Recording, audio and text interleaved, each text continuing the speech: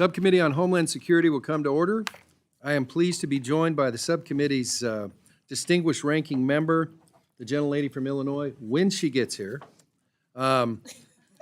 Welcome, Secretary Noem. Last week, the Office of Management and Budget released the skinny fiscal year 2026 budget request. While we await the details of the full request, the focus of this hearing, will be a discussion of the department's priorities for the upcoming fiscal year. First, I want to address a few housekeeping items. Members will have differences of opinion on how the department should be run and what policies should be in place, especially as it relates to border security and immigration enforcement. However, I am asking members on both sides to keep today's discussion civil and focused on the work we need to do as appropriators to fund the Department of Homeland Security. By the way, I guess I would be remiss if I didn't welcome the chair of the full committee, who is here. But now I'd like to turn to my colleague, Mrs. Underwood, for her opening remarks. Thank you, Mr. Chairman, for holding this hearing to conduct oversight of the Department of Homeland Security, and welcome Secretary Noem to your first hearing here. On this subcommittee, our job is to keep our country safe and to safeguard our values as Americans. Last year, working together, we secured consistent increases for border operations funding and helped bring encounters at the southern border down and seizures of narcotics, including fentanyl, up through critical investments at our ports of entry, CBP officers, and increases to Homeland Security investigations. Normally, I would focus my questions for the Secretary on the details of the President's budget, but I would be remiss if I did not mention that we are holding today's hearing without an actual budget for fiscal year 2026 to review, and the skinny budget released last Friday is filled more with politics than facts. So, let me begin with some facts that I think are important for the American people to hear about what you're doing with their money. Because 3 months into this administration, America is more vulnerable than it's ever been. Our homeland is not secure. In the first 100 days of the Trump administration, you have slashed our nation's cyber defenses, letting Russia, China, and Iran steal our top secrets and Americans' personal data. You've wasted hundreds of millions of dollars on illegal detention and deportation, including some people who are trying to come into this country, quote, the legal way within our broken immigration system, despite, by the department's own admission, southern border encounters already at record lows. Sent emails to U.S. citizens that read, please leave the United States immediately. Removed U.S. citizen children, including those with terminal illnesses. Raised the price tag of future disasters by cutting billions from projects across the country to make our infrastructure more resilient, including a bipartisan program that was enacted into law by President Trump himself, and taken millions of dollars away from the DHS workforce and operations for what appears to be taxpayer-funded political advertisements.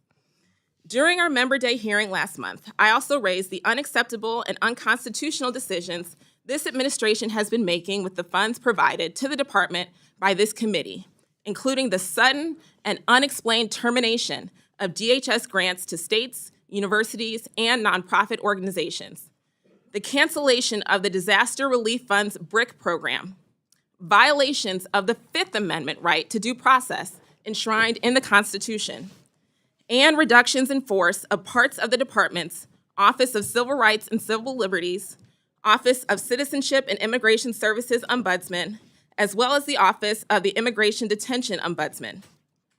I also have serious concerns with the administration's decision to revoke the bargaining rights for DHS personnel, with an exception made for unions that have vocally supported the president in the name of efficiency and combating waste, fraud, and abuse, but without any evidence to back those claims. Mr. Chairman, these are programs that Congress debated and ultimately funded. Our role as appropriators is to write the law and responsibly fund the government, and the executive's role is to execute that funding pursuant to the law. It is no secret the administration has ramped up immigration detention beyond what Congress funded.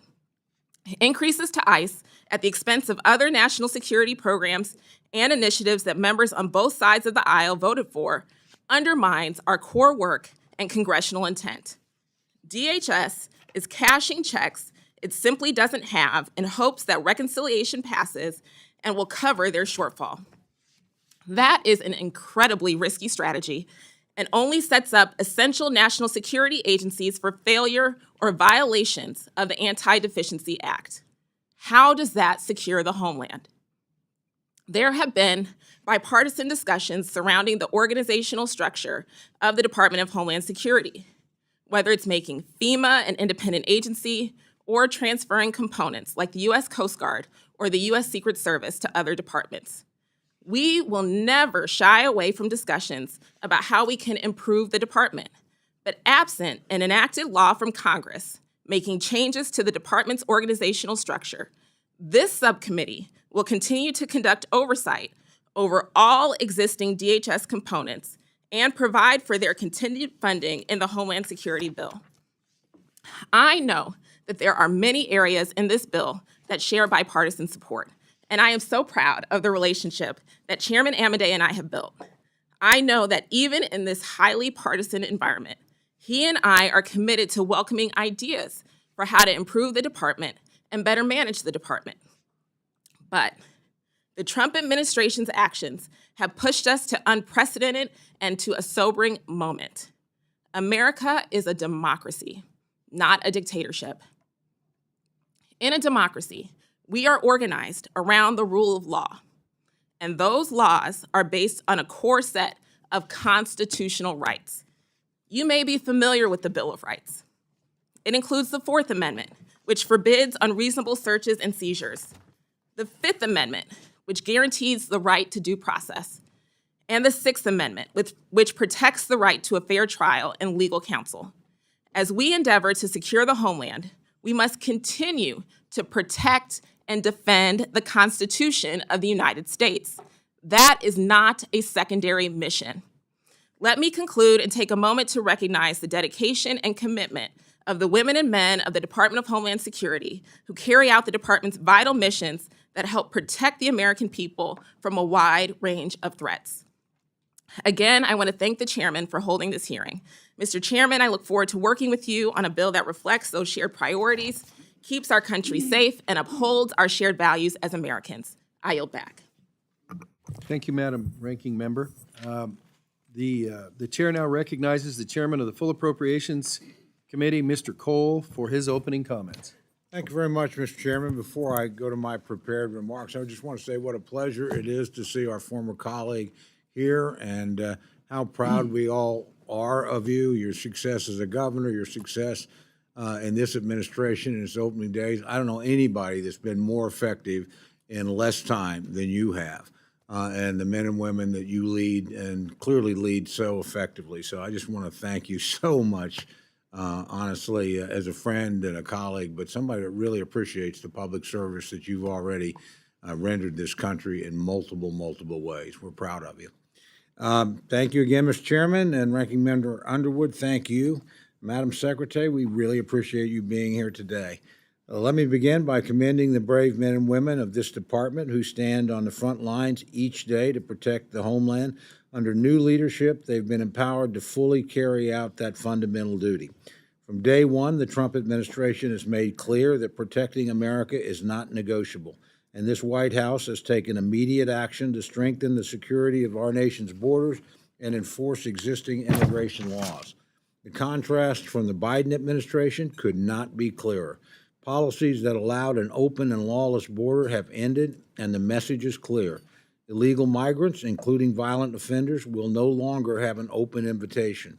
Criminal cartels and traffickers will no longer be enriched, and the safety of our citizens will no longer be put last.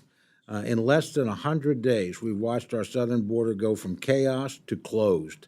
The decisive actions and common sense measures of the Trump administration have led to an historic turnaround, driving illegal crossings to record lows and ensuring removal of dangerous criminals. President Trump and his cabinet, particularly you, Madam Secretary, have delivered on the promise to have the most secure border in modern American history, and our nation is safer as a result. It's imperative that investments for effective border security enforcement are strong, and I'm dedicated to working with the members on this committee and across the Capitol to ensure the department is properly resourced. Secondly, I appreciate that the DHS mission doesn't end here. Living in Tornado Alley, Oklahomans are no strangers to devastation caused by natural disasters.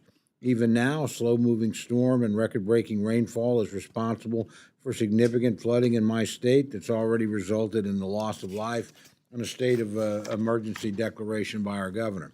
When state and local resources are exhausted, we do rely on FEMA to bring additional capabilities that save residents, remove debris, and help our fellow citizens rebuild.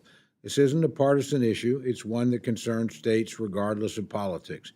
I look forward to a discussion on ways to reform FEMA and improve federal emergency response capability while eliminating inefficiencies and wasteful spending. Programs like the Building Resilient Infrastructure in Communities, or BRIC, grants have provided many communities with the means to mitigate the next disaster before it strikes, potentially saving taxpayers even more money. I support efforts like these that give local communities, including those in rural Oklahoma, resources to prevent further destruction. Madam Secretary, I know we're both committed to ensuring a safer and stronger communities across our nation. And thank you again for being here today. I look forward to your testimony. More importantly, just thank you for the job you're doing for the American people. The results have been spectacular and immediate, beyond, I think, what any of us could have expected. And that's in no small measure to the manner in which you've led. So we're grateful for your service. With that, Mr. Chairman, I yield back. Thank you, Mr. Chairman. The chair wishes to put on the record that I have received no requests from anybody in the administration, the minority, or the majority that I do an opening statement. Accordingly, I will not be doing one. Not unusual. Madam Secretary, without objection, your full written statement will be entered into the record. With that in mind, we would ask you to summarize your opening statement to within 5 minutes. But, gentlelady from South Dakota, the floor is yours. Well, thank you, Mr. Chairman, and thank you, Ranking Member Underwood, and members of this committee for giving me the honor of being before you today. As a former colleague of the House of Representatives, I recognize the important role that you play in oversight over the federal government and our agencies, and I'm grateful for the chance to come here and talk about all of the good work that the Department of Homeland Security has done, the employees and the people who walk alongside us each and every day to follow through on what President Trump has committed to the American people, and that is to make America safe again. Today, I'm very proud of the accomplishments that we've tackled, and we've delivered the most secure border in American history. At the southern border, we have obtained near total control with daily encounters now, down over 93% since President Trump took office. March saw the lowest number of border encounters in recorded history in the history of the United States of America at just under 7,200. That means that there were days where we had less than 200 encounters, which again is the lowest in recorded history. Under the previous administration, U.S. Customs and Border Protection was at times encountering over 15,000 people a day, which mean efforts were diverted into processing and facilitating an invasion of our country instead of doing their jobs. This astonishing turnaround is a testament to the resolve and to the leadership of President Trump to make America safe again, and it is accomplished by the incredible work of the people of the department. The secure border has allowed the Border Patrol to zero in on cartels and their illicit activity, and President Trump has designated 6 different cartels and criminal gangs as foreign terrorist organizations. This has allowed us to use a whole-of-government approach to go after drug traffickers, human traffickers, and in March, fentanyl traffic at the border fell by 54% compared to the previous year. We are enforcing immigration laws to identify, to arrest, detain, and to remove dangerous illegal criminals out of our country. And we're prioritizing individuals that have committed crimes in our communities. Aliens are a threat to our public safety and to our national security, and especially those that are affiliated with terrorist organizations such as Tren de Aragua and MS-13. This includes those who have Final orders of removal in place are a priority for this administration. We've also worked with President Trump on his America First trade agenda through the U.S. Customs and Border Patrol actions and enforcement. The Biden administration hollowed out America's industrial base, and they shipped our jobs overseas. Well, President Trump is changing all of that. His actions are proving that tariffs are an effective negotiating tool to address trade imbalances. And in fact, companies are reshoring jobs here in America every single day. The Department of Homeland Security is reforming and rethinking federal improvement in our involvement in emergency response and management as well. President Trump recently announced new members to the FEMA Review Council, which I will co-chair with the Secretary of Defense. Now, this council is charged with fixing a broken system, and it is a system that will, when fixed, return power to state emergency management directors to make America safe again. And we're also taking steps to defend the nation's transportation systems, which are vulnerable to targets and attacks. The Transportation Security Administration is responsible for ensuring the security of all of those that travel. In a single day, there are over 45,000 flights and nearly 2.9 people travel on our airlines and our passengers in the United States. We're fulfilling our obligation to enforce and to launch real-ID in order to follow federal law that was enacted nearly 20 years ago. Validated IDs will secure travel, safeguard our elections, and make sure that we never experience and work to prevent a 9/11 attack again. As technology advances, so do the threats to our nation, and that's why cybersecurity is so crucial to our future. Countries like Communist China have both the capability and the intent to infiltrate and to potentially disrupt our critical infrastructure systems. The Homeland Security Department is responsible for 10 of the 16 different critical infrastructures. And despite these threats, the Biden administration instead used CISA to play politics and to police speech. Under President Trump, we've been working to get CISA back on mission and to make sure that they're focused on cybersecurity. Now, the Coast Guard is the only branch of our military and our U.S. Armed Forces that is under the umbrella of the Department of Homeland Security, and it has many different missions with specialized needs going forward. As we secure our southern border, the cartels have shifted their activities to our maritime borders, and the Coast Guard has already surpassed fiscal year 2024 in the amount of drug interdiction numbers that they have encountered, and they have also excelled at search and rescue and illegal interdiction. Since the Coast Guard is facing our greatest readiness crisis right now since World War II, we need to act to make sure they have the tools, training, and equipment that they need to be the tip of the spear in our national security response. We have a plan to reinvigorate the Coast Guard, and this is a critical component of our Homeland Security mission. Now, with Force Design 2028, which some of you may have heard about already, we will transform the Coast Guard into a more agile, capable, and a responsive force. And since I took office, one of the responsibilities that I have is reforming the Secret Service in the wake of the July 13th assassination attempt on President Trump. We have reassessed the Secret Service's needs. We've refocused recruitment away from what the Biden administration was prioritizing with DEI objectives, and instead bring people in with experience and with training that align with the agency's zero-fail mission. These accomplishments are just a portion, Mr. Chairman, of what the department has achieved in just 100 days. And with the support of this committee, we'll be able to make the department more efficient and more effective into the future.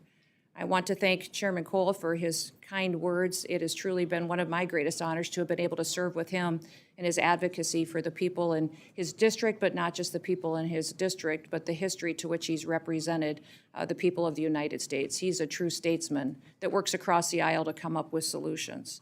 I'm so grateful for all of you, but I'm grateful for the people that work every day in the Department of Homeland Security. They are examples of bravery and dedication, patriotism, and perseverance. It's our responsibility to give them the resources that they need to meet the challenges of the day, to give them the training and equipment that they rely on to be successful for the American people. But we also have to remain accountable to the American taxpayer and make sure that we're spending money appropriately and where it should be spent to serve them the best. So thank you for the opportunity to be here today. And with that, Mr. Chairman, I look forward to your questions. Thank you, Madam Secretary. I'm going to hold off on my questions until the members have got done to see if some of them are duplicative. And so, Ms. Underwood, the floor is yours for questions. Thank you, Mr. Chairman. This weekend, the president made the remarkable statement that he, quote, doesn't know whether he has to uphold the Constitution. You, however, have taken a different position, both in your confirmation hearing and when you took the oath of office. You said that you were committed to complying with the Constitution. Do you still stand by that statement? Absolutely. I believe President Trump Excellent. as well. Let's start with Article 1, which gives Congress and only Congress the power of the purse. No money shall be drawn from the Treasury, but in consequence of appropriations made by law. But this administration is freezing, terminating, and even clawing back federal grants and awards that were already signed into law. These are taxpayer dollars that were appropriated by Congress for the specific purposes that we laid out. So, Secretary, let me ask you, do you believe the administration has the authority to subvert appropriations law to freeze and terminate congressional funding? The administration and the Department of Homeland Security used our authorities that we have to evaluate every grant that was in front of us and meet statutory requirements, but also to make sure that they were being spent appropriate. So, of What course, we the did through president these is within grants his was to authorities. make sure that Ma'am, this we is went my time. forward. Thank you so much. Of course, the president is within his authorities to drive policy decisions within the bounds of federal law and the Constitution, but that's not what you've been doing. What I'm asking is whether you believe you have the authority to ignore appropriations law. Do you believe that the Constitution gives the executive branch unilateral authority to withhold funds appropriated by the legislative branch? We have evaluated grants to make sure if they're being spent appropriately, and work that is underway and was authorized has continued. Other grants that have not been started and have not been authorized or obligated, we have reevaluated. And I think you're talking specifically about grants potentially within FEMA that were non-disaster related grants. I'm talking Those broadly, ma'am, programs are and being- Article 2 does not give the executive the authority to withhold funds, period. And multiple courts have weighed in to agree. Multiple courts have ruled in agreement. Congress controls the power of the purse. That is a fact. That's not a question. That is a fact. And so if the president disagrees with certain spending, Congress passed the Impoundment Act to create a legal process to seek rescissions, and we expect him to follow the law. This administration is not just ignoring the constitutional power of the people's elected representatives. It is also violating the fundamental right of individuals. Do you believe that the Constitution grants everyone in our country the right to due process, incling non-citizens? The administration has the authority to. Ma'am, I'm look looking at for a how yes or grants are no spent and question. to Yes or no? Do you believe the reappropriate them Constitution? as Yes, appropriate. ma'am. Do you, We have ma'am? not conducted in Reclaiming any my kind time, of Mr. impoundment. Chairman. Time is yours. Okay. Secretary Noem, I'm just looking for a yes or no here. Do you believe the Constitution guarantees due process to everyone in America?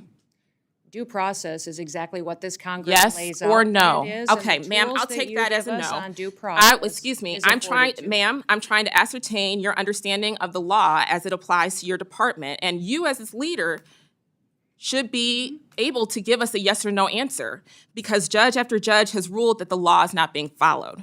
Do you believe that the U.S. government has the authority to deport American citizens? No, and we are not deporting great. U.S. citizens. I'm so happy to hear that you do not believe that the law gives you that authority because the federal government has no authority under U.S. laws to deport any American citizen. And as I know, everyone viewing this hearing today knows that several American citizens have been deported to haven't. date. That is not Secretary true. Noem, that was not a question. Secretary Noem, that oath that we both swore before taking office was to protect and defend the Constitution of the United States, not the president, not a political party, the Constitution. And that's what we're going to keep doing here at the Appropriations Committee. Thank you. I yield back. Chair now recognizes the gentleman from Oklahoma, the chairman of the Appropriations Committee, for questions. Mr. Cole, the floor is yours. Thank you very much, Mr. Chairman. Madam Secretary, again, great to have you here. In your service, you've prioritized detaining and removing literally the worst of the worst in our country that have arrived here illegally, including those that have committed violent crimes against our fellow Americans. I think we're all in support of that effort. Can you tell us, and you may not have this information, I'm just curious, how many illegal aliens have committed serious offenses against our own citizens? Yeah, there are tens of thousands of illegal aliens that have committed crimes against individuals in this country, and we have worked very hard to make sure that those are the individuals that we're going after and deporting as soon as possible. There have been over 160,000 repatriations targeting these individuals, returning them back to their home countries and facing consequences and legal action because of that. President Trump has told us to make these individuals a priority and to also make sure that we're identifying those with final removal orders to remove. And overwhelmingly, the American people have supported this. One of the things that I would say is that was unfortunate was the Biden administration closed an office within ICE that helped us better track criminal activity by illegal aliens and to give resources to those families, to let them be informed on when cases were in court, if the perpetuator of their crime was going to be released, if they were in custody. The Voices office within ICE was opened under the first Trump administration, and President Biden closed that office, I believe, to cover up exactly how many crimes were committed against people in this country by illegal aliens.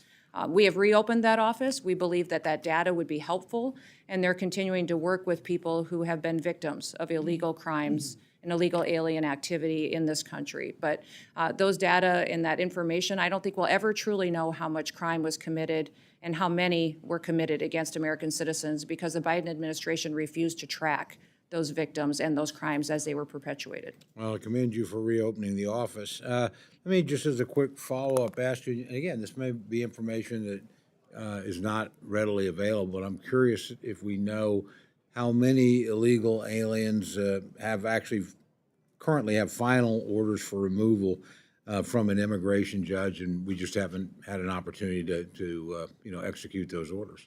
Well, that is the challenge that we have, is that we have literally millions of illegal aliens that have overstayed or are here illegally that need to have a final order as issued. We have hundreds of thousands that are going out and targeted and being removed from this country today that ICE is working every day in coordination with all other areas of our government to get them removed from our country.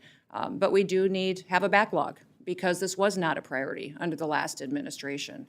So we have up to 1 million cases that are backlogged that need to be processed by an immigration judge in an immigration court in order to make sure that we are having those final removal orders and that we can take action on them. I want to commend you. You mentioned in your statement about pushing on the Real ID Act. I know that's not an easy thing to do, and I'm sure when the day comes, about 30% of the people, as I understand it, that travel still don't have that documentation. Amongst the things you have to consider are what kinds of IDs are acceptable. I would encourage you, as you do that, to look carefully at tribal IDs. I know certainly in South Dakota, but in Oklahoma, we have a lot of our citizens that use those as primary sources, and clearly they need to meet the standards you lay out. But whatever you could do in that regard to both keep those folks informed and work with them so they get into compliance would be very appreciated.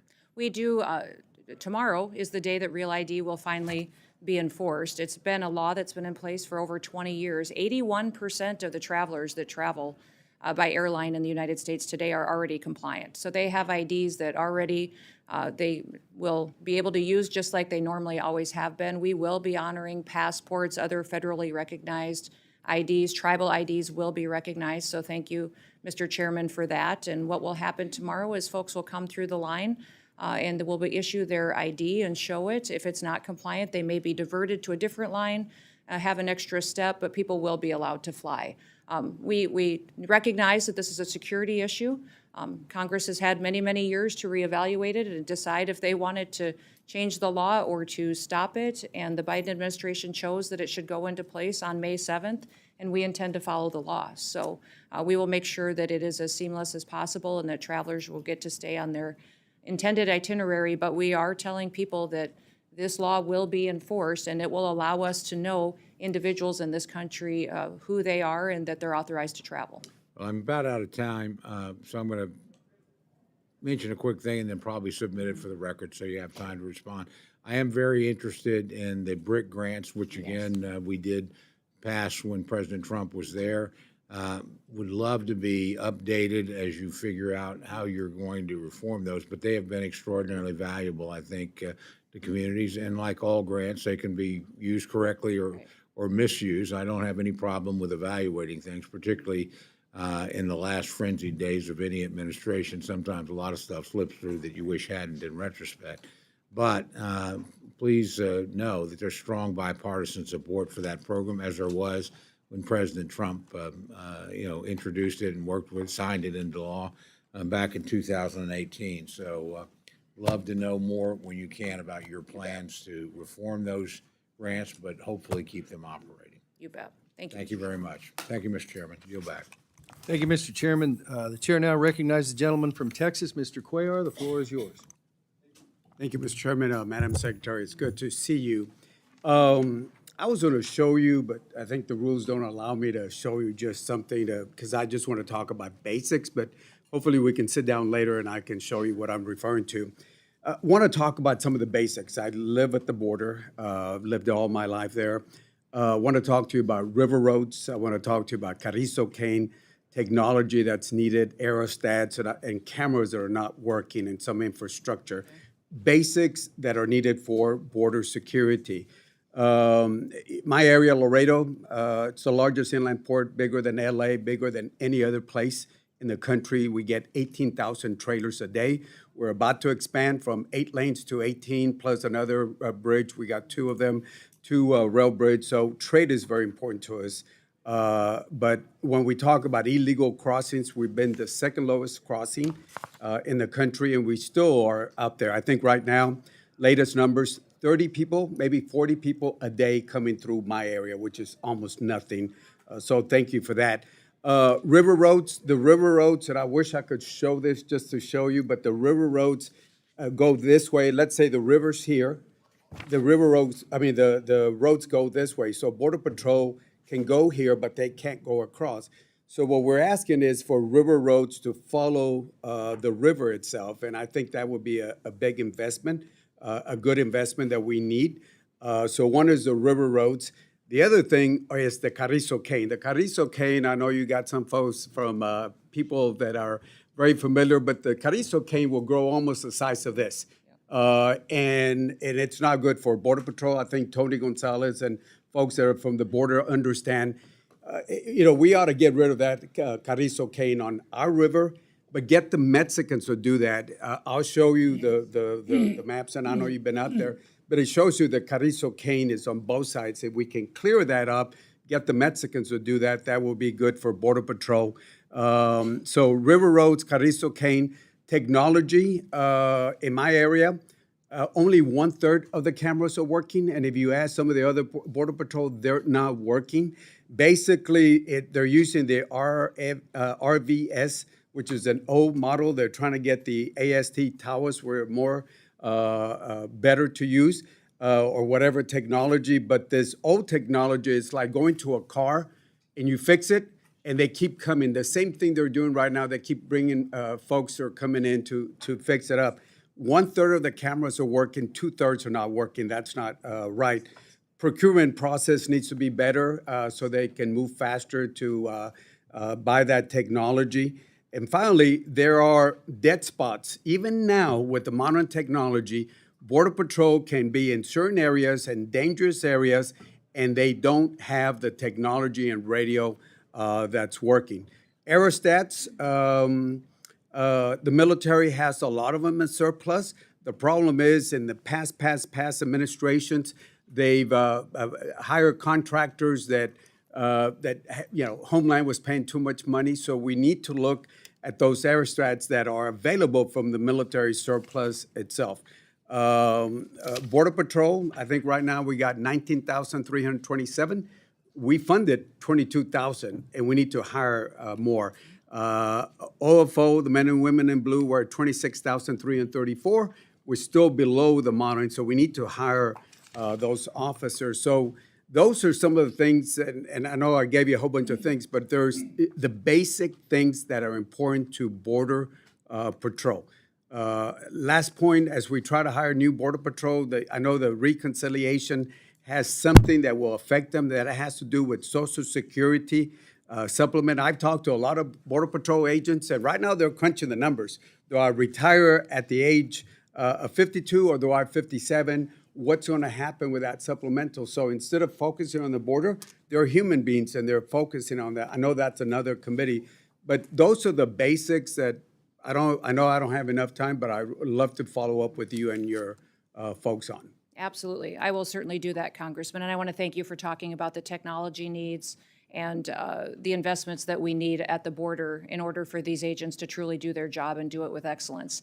I will tell you that recruitment at CBP is up over 50%.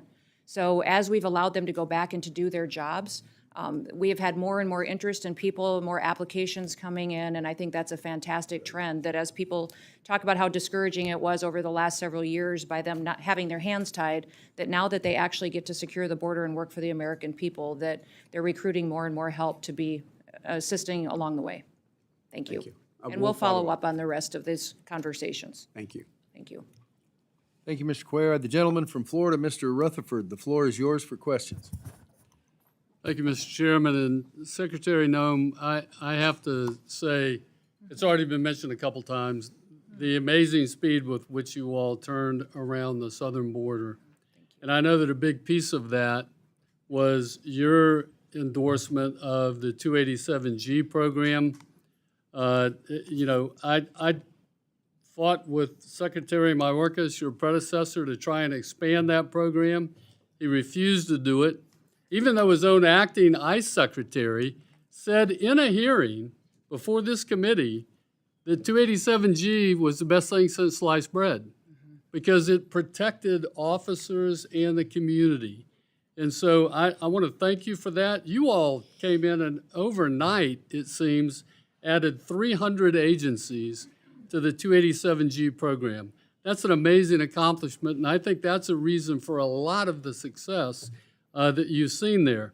In fact, my own agency, where I had started 287G back 15 years ago, we were part of Operation Tidal Wave, and just great success in Florida with all the sheriffs and chiefs coming together.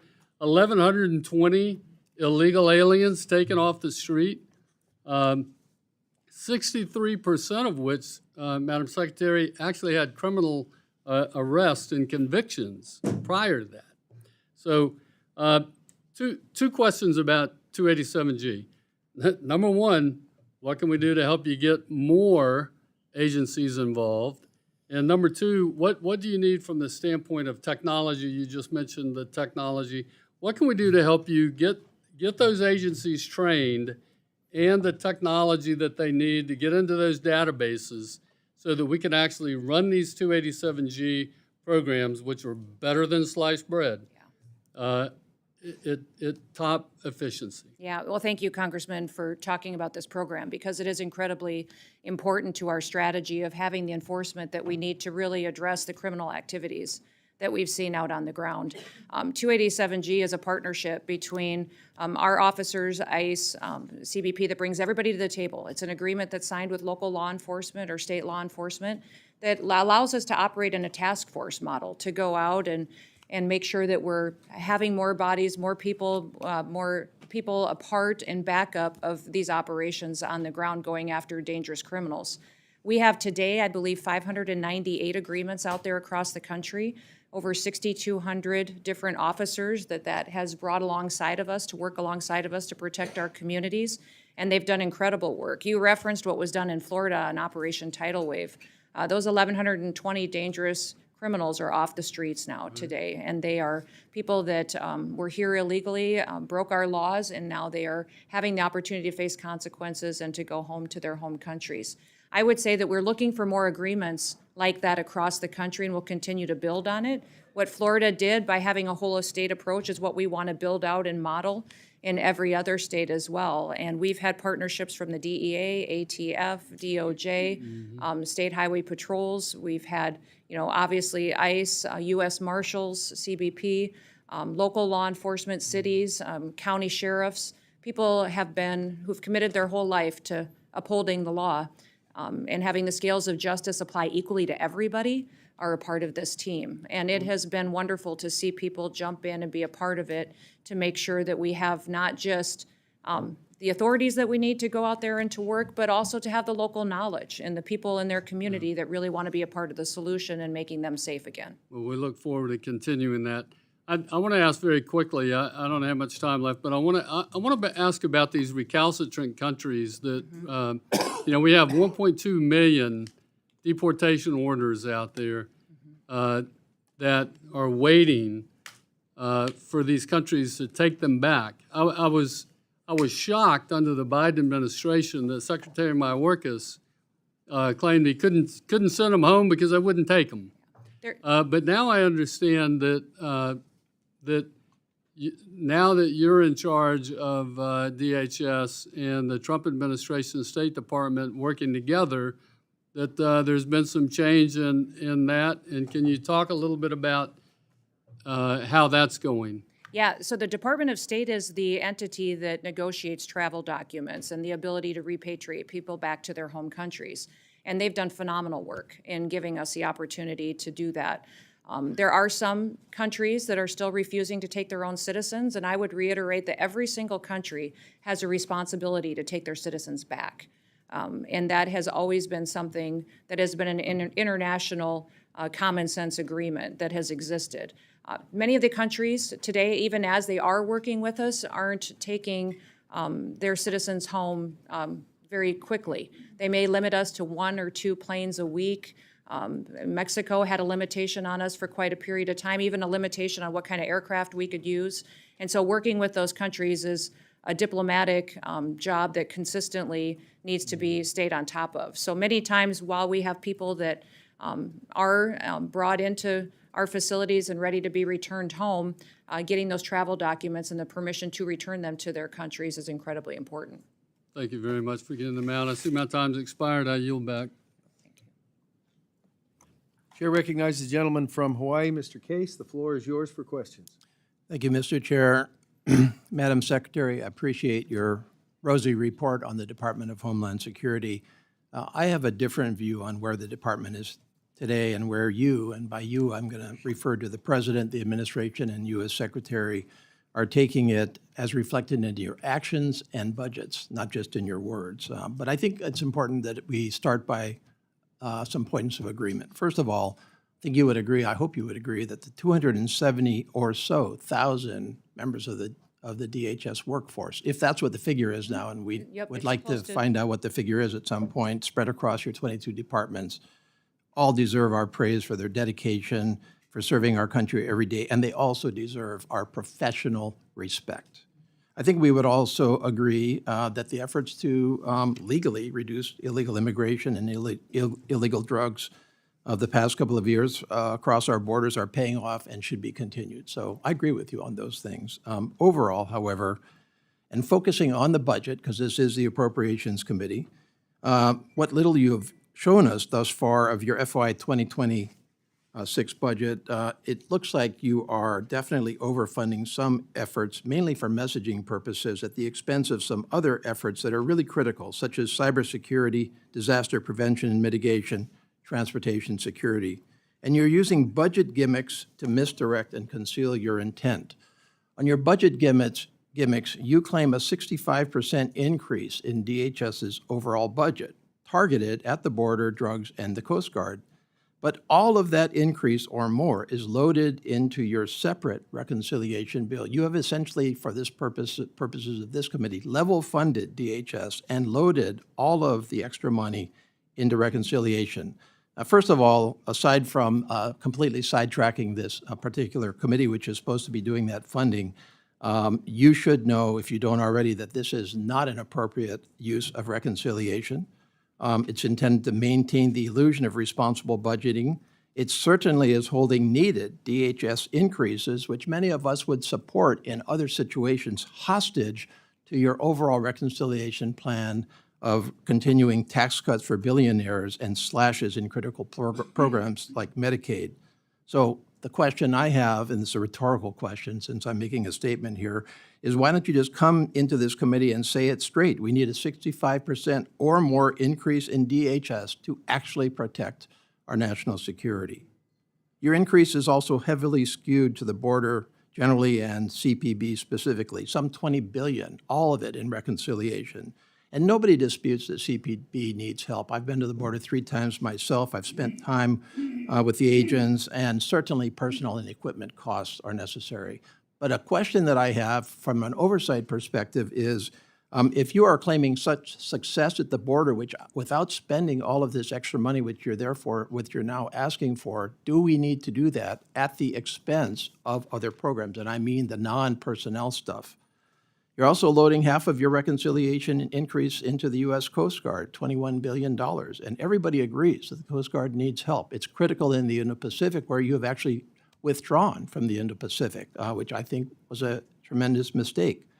Why don't you just ask for that in your base budget rather than trying to hide and extort it in reconciliation?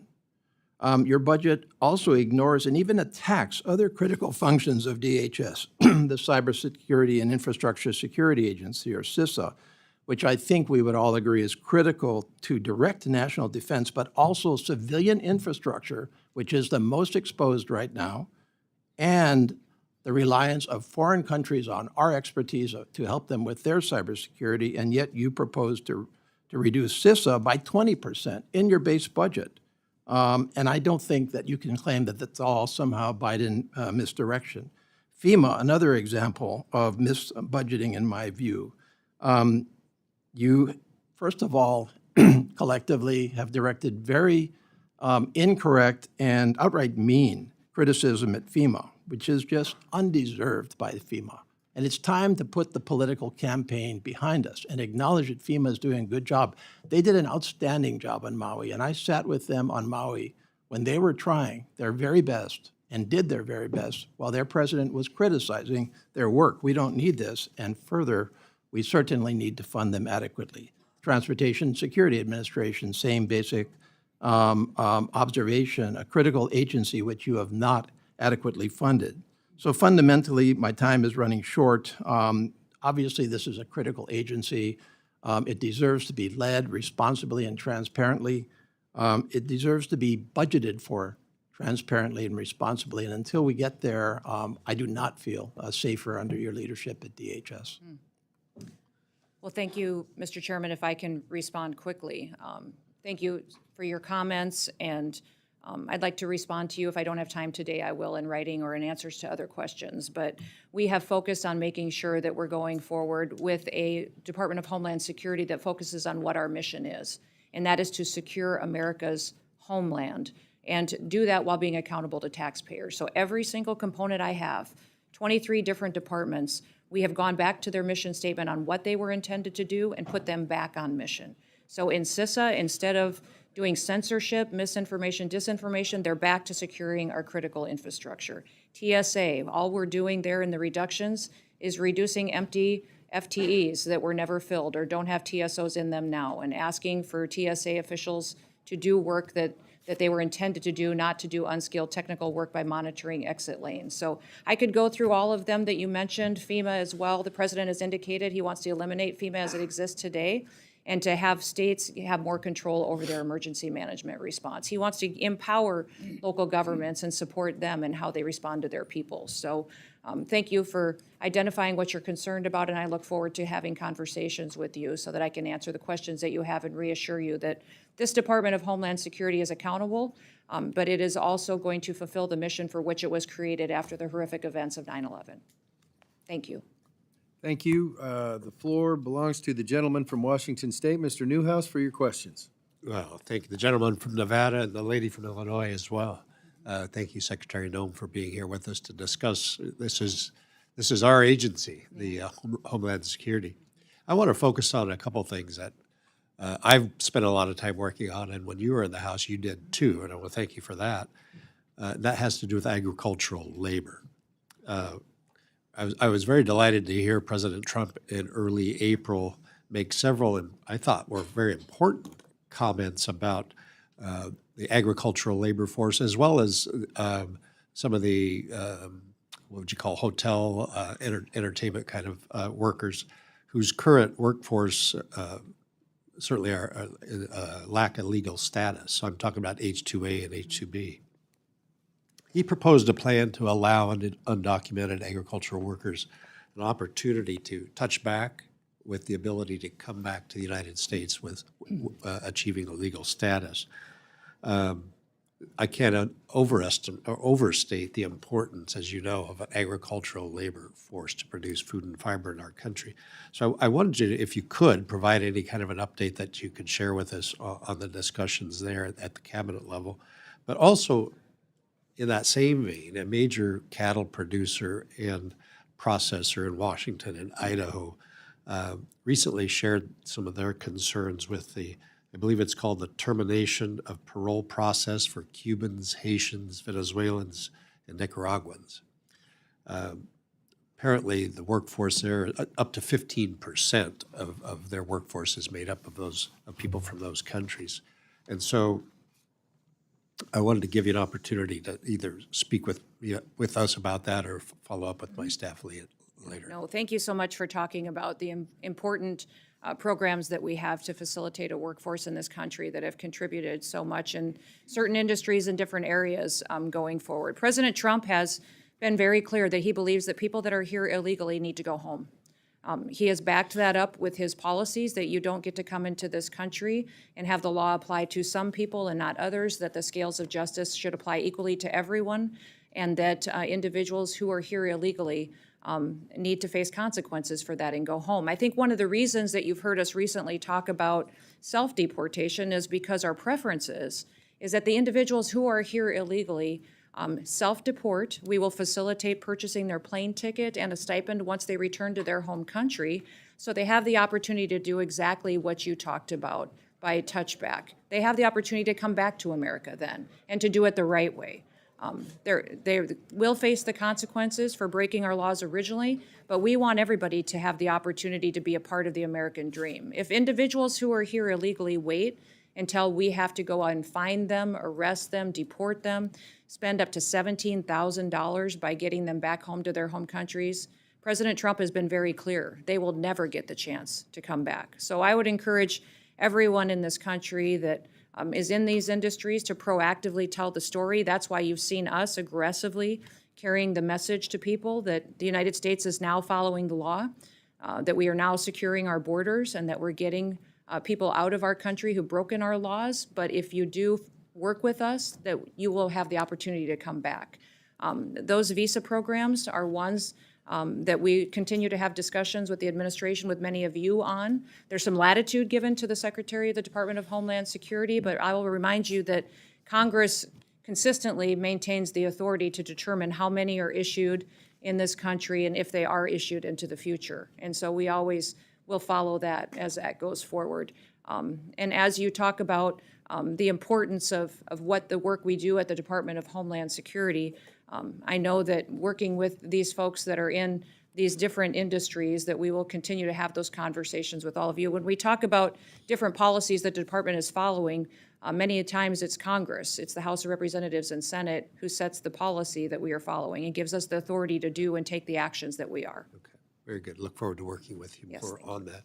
And just in the short amount of time I have left, the harbor maintenance tax. Yes. A lot of countries are essentially bypassing that, bringing goods, importing them to the United States through either Canada or Mexico, and foregoing and paying any kind of tax that way. Certainly we have a lot of illicit drugs coming through. We need to get a handle on that as well. But in your testimony, you highlighted the importance of the CBP enforcing tariffs on imports, and this seems to be an appropriate place to put a lot of time and energy. I'm going to, just so you know, I'll have some legislation here shortly addressing this kind of stuff, but I wanted to draw your attention to a lot of the efforts that other countries are going through to avoid paying that tax. Yeah, thank you for pointing that out and for talking about it in this committee hearing, because I think a lot of people don't realize that that's one of the factors that we're dealing with too at the federal level, is having other countries unfairly manipulate their processes to avoid paying what is due to the American people. Since President Trump has been in office, CBP has made 21 different enforcement actions on tariffs. So they've put in place that many adjustments and changes to other countries as goods and services come into this country. and have done it with excellence. I'll remind everybody that CBP is the oldest law enforcement agency in the country and has collected tariffs for many, many, many years. And so they have adjusted and done well with President Trump negotiating with these countries to finally treat our consumers and our country fairly when we've been so mistreated in trade agreements in the past. Well, thank you. But that is a part of the discussion that the president continues to have with these other entities that have manipulated that. Very much appreciated. Thank you, Mr. Chairman. The gentlelady from Texas, the floor is yours for questions. Thank you, Mr. Chairman and Madam Ranking Member. Secretary Noem, thanks for being here. Appreciate it. I'm proud to represent my border community of El Paso, Texas. Born and raised there, third generation border resident. My kids are fourth generation. I have a lot of questions, and I've structured them in a way that they should be simple yes or no. So I'm going to ask that you please respond as simply as possible so I can get through as many of my questions as possible. My first question is, when the Department of Homeland Security makes a mistake, will you assure this committee and Congress that DHS, that you will acknowledge that mistake, take accountability for it, and rectify it, most importantly? Yes. Thank you. And I'll follow back up with that question. I want to first, one of the first topics I want to talk about is what President Trump said recently: homegrowns are next. And I'd like to enter into the record an NPR story. Homegrowns are next. Trump hopes to deport and jail U.S. citizens abroad. I was happy to hear your acknowledgement that that is not legal, but I am curious about the reconciliation bill and the appropriations requests that you will make. Will any of the funding, either through appropriations or through reconciliation, be used to execute this policy idea of Donald Trump's, which is deporting U.S. citizens abroad? We have not deported any U.S. citizens, and so that false media narrative that you've heard out there just simply isn't true. Well, what I would say. So my question, yes or no, will comes the to reconciliation or and the dollars appropriations be that- used for that? The reconciliation dollars that we've asked for is $175 billion that will be focused and is reflected But in yes what the or no, president will it be released. used for those purposes which we are- Donald Trump acknowledged We're is going a to continue to use the policy? authorities and follow the Constitution to Okay, implement all right, policies that will make reclaiming my sure- time. I'd like to now focus on U.S. citizens who were deported. In fact, 3 children so far, likely more children. One of those children with cancer who was deported without the medication necessary to address that child's cancer. Again, a U.S. citizen. The lawyers have said that they were not given, the family was not given an opportunity to make plans for the kids. And so they were deported, essentially, again, U.S. citizens. I have a question about the forms that ICE is supposed to utilize when engaging with parents who have children, the parents who are being deported, and the U.S. citizen children. One of those forms is ICE Form 71-078, or the Caregiver Designation at Arrest form.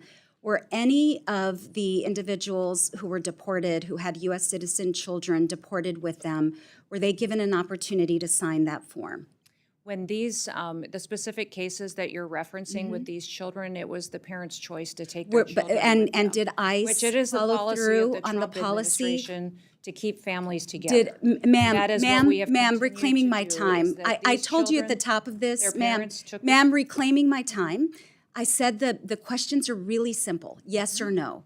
Was that form used in any of those cases? I will get back yes to you or on no? that Okay, specific form. I perfect. don't know the Thank number, you, but I do that's- know these mothers Okay, went on thank the you. record The filling out second form, paperwork ma'am, and in reclaiming my interviews time. reiterating Ma'am, they wanted to please, keep their ma'am, children with them. reclaiming my time. I'd like you to avoid the filibuster so I can get to all my questions, please. Answering your questions So with the facts. second ICE form that I'd like to ask you about is ICE Form 71-76, which is also It's pre-removal parental interests election form. Can you get back to me on that? Were all of the parents allowed to sign that? Are the parents allowed to speak to lawyers before they're deported or to speak to their U.S. citizen spouses before they're deported? They are given the opportunity. Okay, so you can guarantee that every one of those parents, We followed all the normal policies and procedures and so they were everything. allowed Every to case was talk to a handled lawyer? That's a exactly yes? as it is authorized. Is that and a laid yes? out by- That's a yes? Everything was handled That's- appropriately and but correctly did in they all every get to single talk case to a that you've lawyer? Okay, addressed reclaiming my Under the time. policy. Mr. Chairman, unfortunately, I'm out of time. I have a number of other questions we'll get to in the next round. Thank you.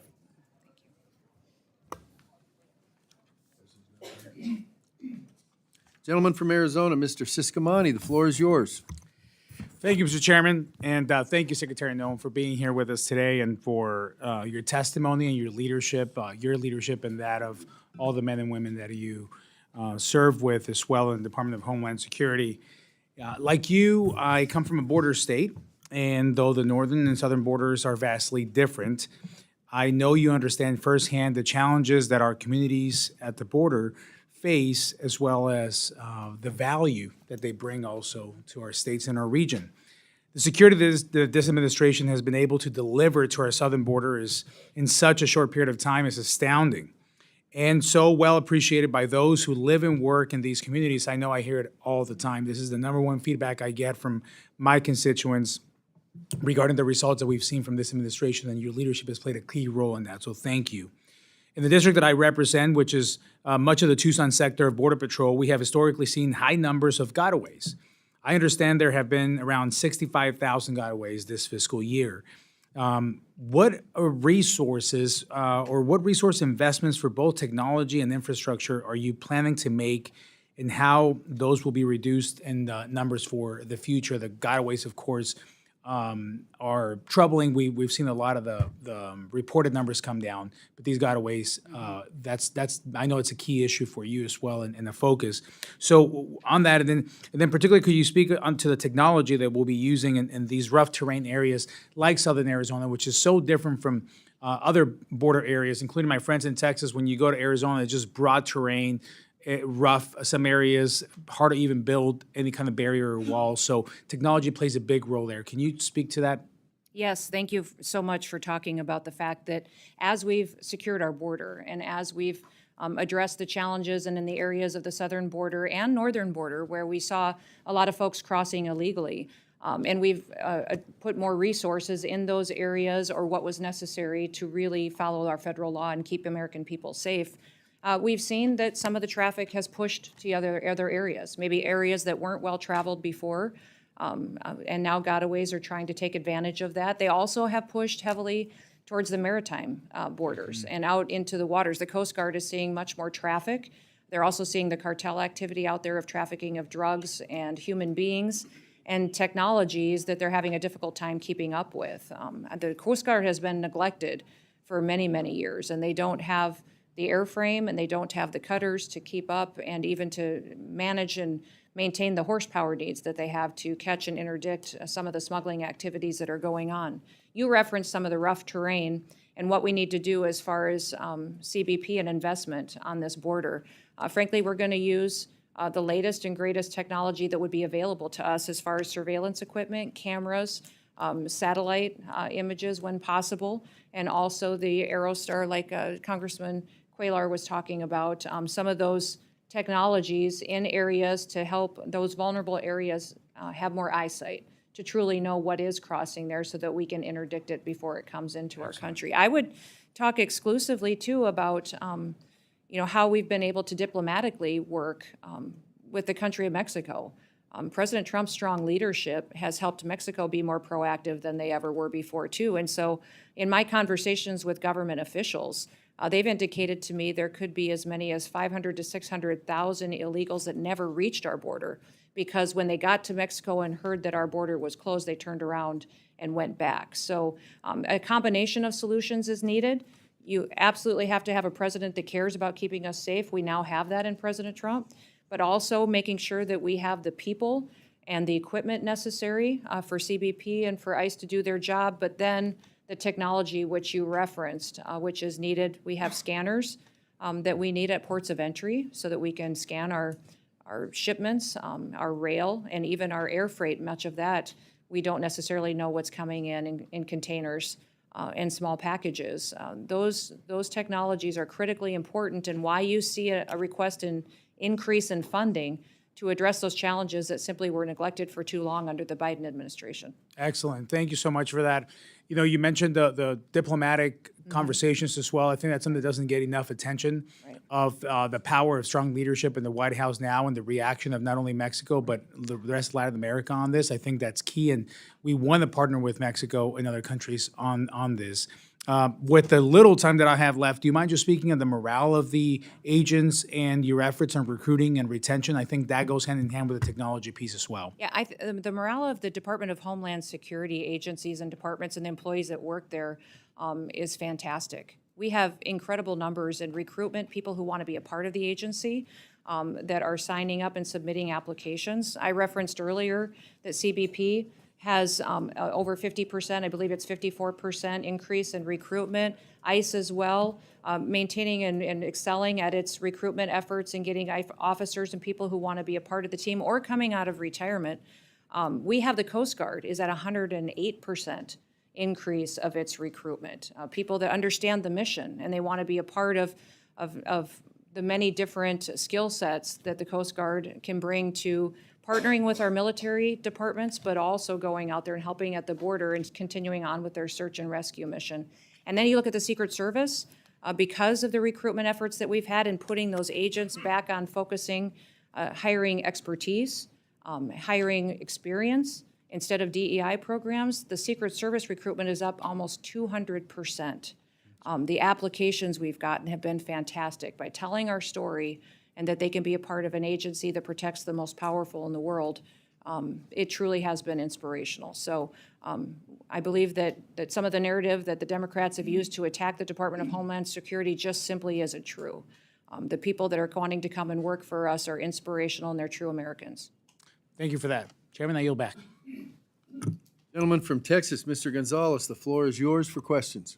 Thank you, Chairman, and thank you, Madam Secretary, for being here. I hope you know how committed this committee is to working alongside you and the President to get this done. I mean, here we have the chairman of the full committee sitting throughout the entire duration. So this is just the first of many things. I want to thank you for making your first official trip as secretary. You went to the border, right? You went to Del Rio in my district, and you saw it firsthand. You're not new to this as governor. You were very active along that. So on that note, I want to get your opinion on states being reimbursed for some of the fundings, particularly Texas. What are your thoughts on Texas being reimbursed for some of the funding that we've had to pay for this? Yeah, it's been incredible, the partnership that Texas has put together with the federal government and how they stepped up so many times when the Biden administration did not secure our border. Texas filled the gap. And when I was governor, I deployed my National Guard there to facilitate and help as well, as did other governors in the country, and did what we could to get by until we had a new president that truly cared about keeping America safe.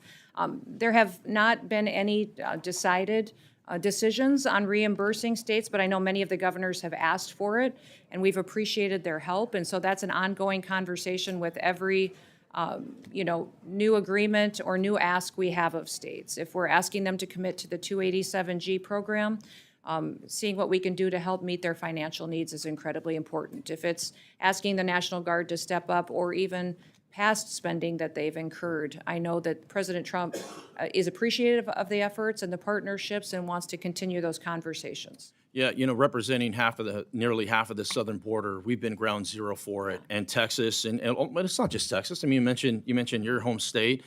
Everyone has really pitched in a big way, and it's not fair. For the last 4 years, a lot of our states have been on our own and had to pay out of pocket. I think it's a great opportunity for the federal government to reimburse some of these states. I'm certainly committed to making sure Texas gets reimbursed for some of the funding we've done along the border. I'll tell you what, it was very difficult to get anything out of your predecessor every time he came before this committee, other than lying to us and saying the border was secured when we know it wasn't. One thing that we did get out, last year I submitted a letter to the ICE director asking him how many convicted criminal illegal aliens were in our country. And this is what I got back.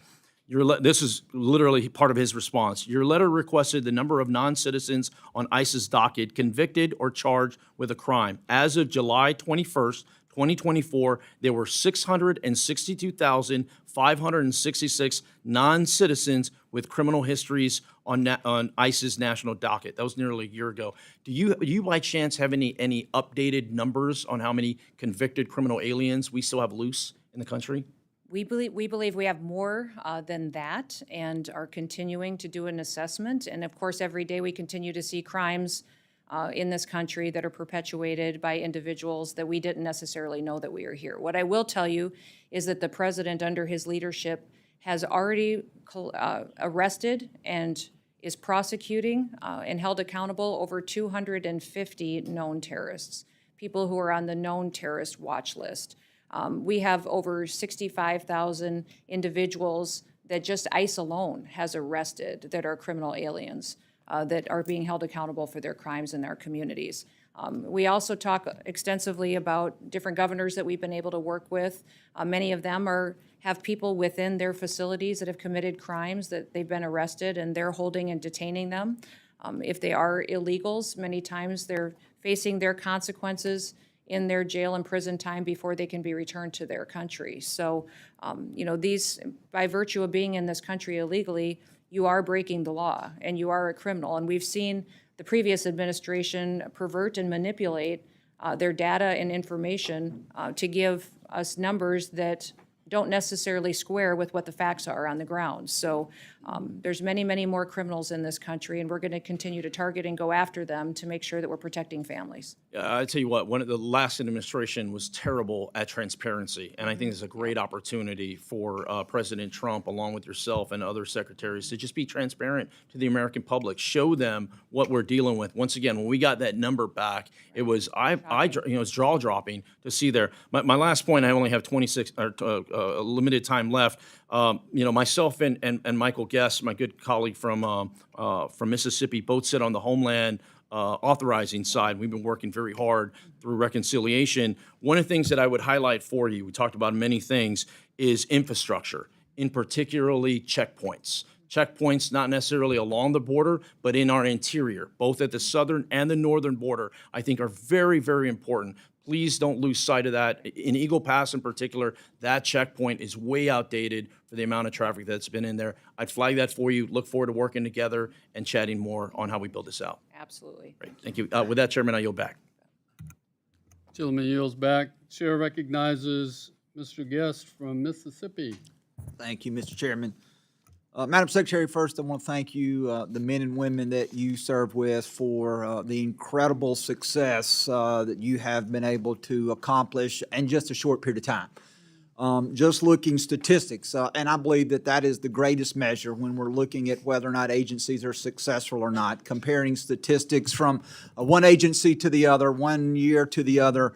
We know that last month CBP reported 11,017 encounters across the southwest border. Looking back a year, so March of 2024, under the Biden-Harris administration, 189,000. March of 23, 193,000. March of 2022, 222,000.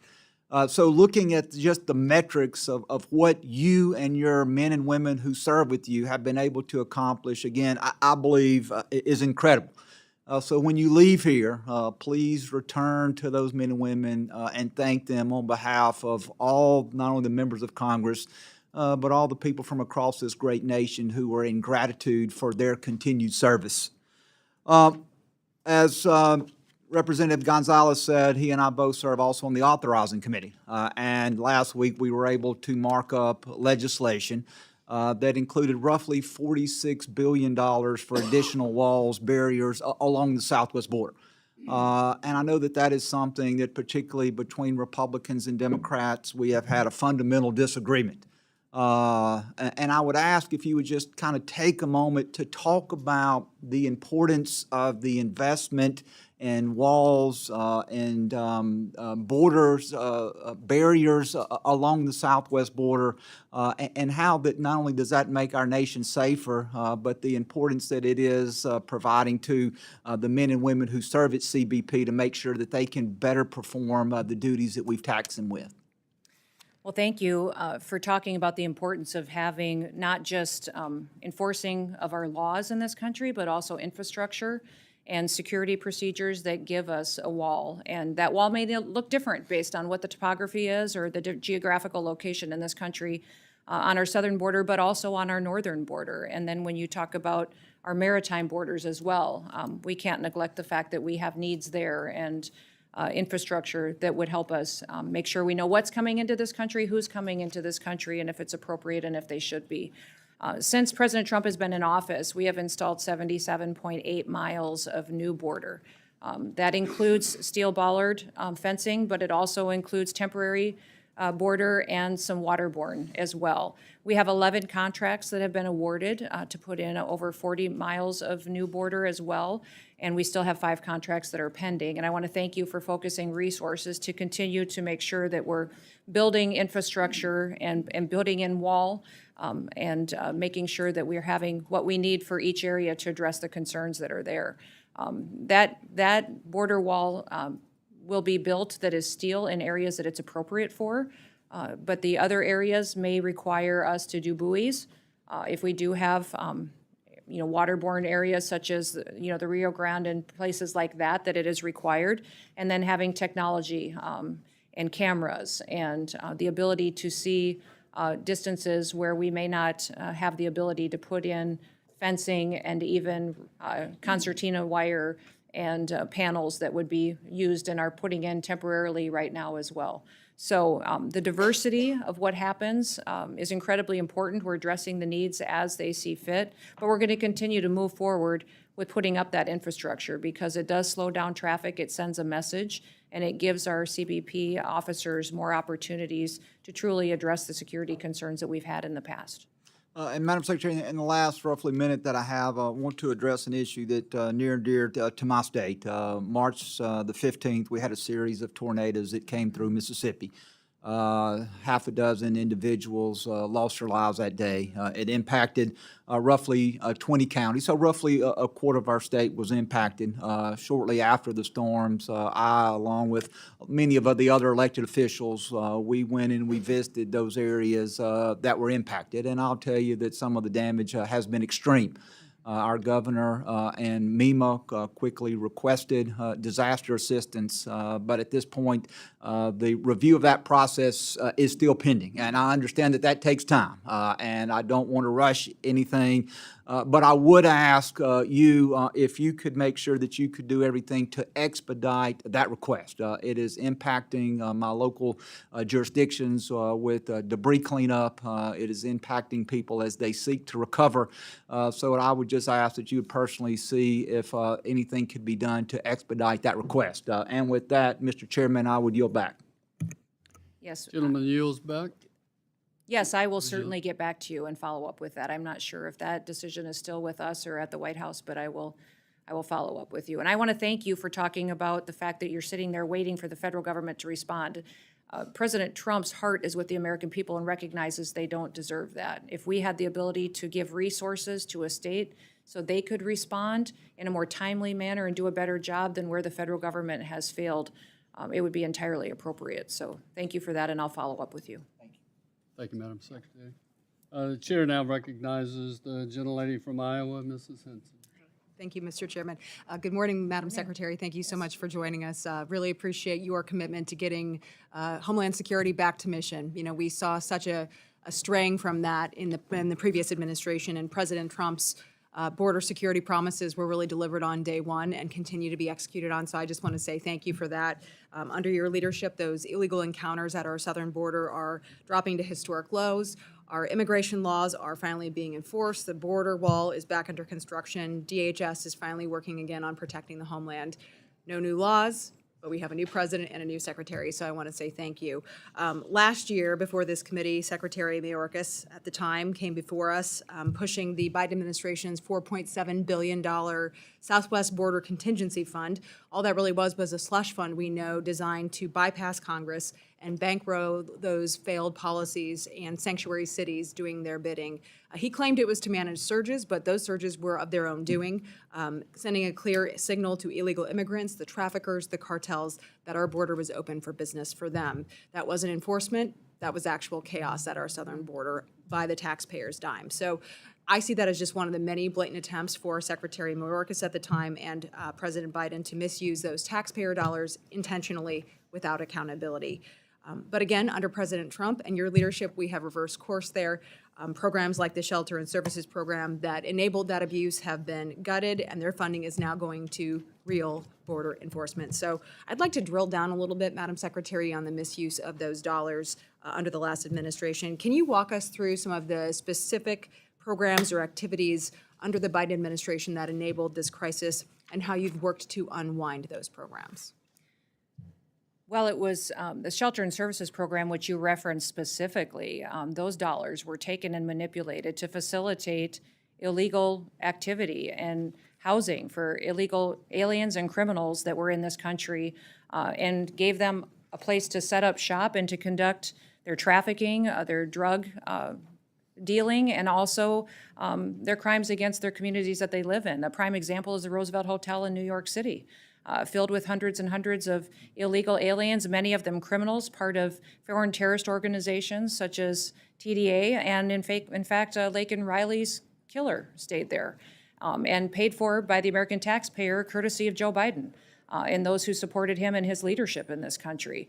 That's what we're working to address, is to make sure that those dollars are no longer continue to be used in such a manner, and that programs like that have been misused are used for ways that secure this country and really follow through on what the mission of the Department of Homeland Security is. And that's to keep the American homeland safe and secure and to protect our communities.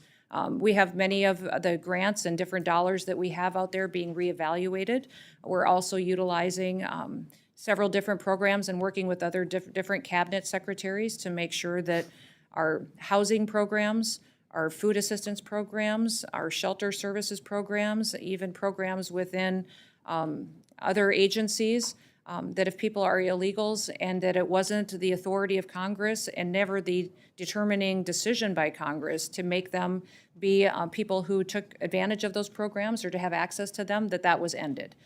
That no longer was this president going to allow money to be diverted different than what was authorized, to be utilized to facilitate people who are in this country illegally and breaking our laws. And you mentioned the number on the terror watch list already held accountable, 250, and we know there are more, and I think that Americans need to understand you are doing that work to help keep us safe, apprehend these dangerous people that were just let to roam free in our country. I certainly, as a Midwest mom, like you, understand that we need to prioritize that and make sure you have the resources necessary for detention beds as well as the enforcement side. So as we work through fiscal year 26, the considerations that we need to be taking a look at and reconciliation as well, what additional authorities or potential congressional actions do you see as necessary to making sure you can execute on your mission?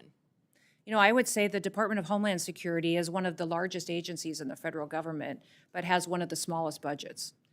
And it really is about when you look at what you're doing for fiscal year 26, and when you're looking at the reconciliation package, is to really determine where your priorities are, where Congress's priorities are. What is the responsibility of the federal government? What did our founders task us with as far as ensuring for the American people, and what rights did he remain with the people and with the state? And every decision that gets made here should be facilitated through that lens to make sure we're spending money appropriately.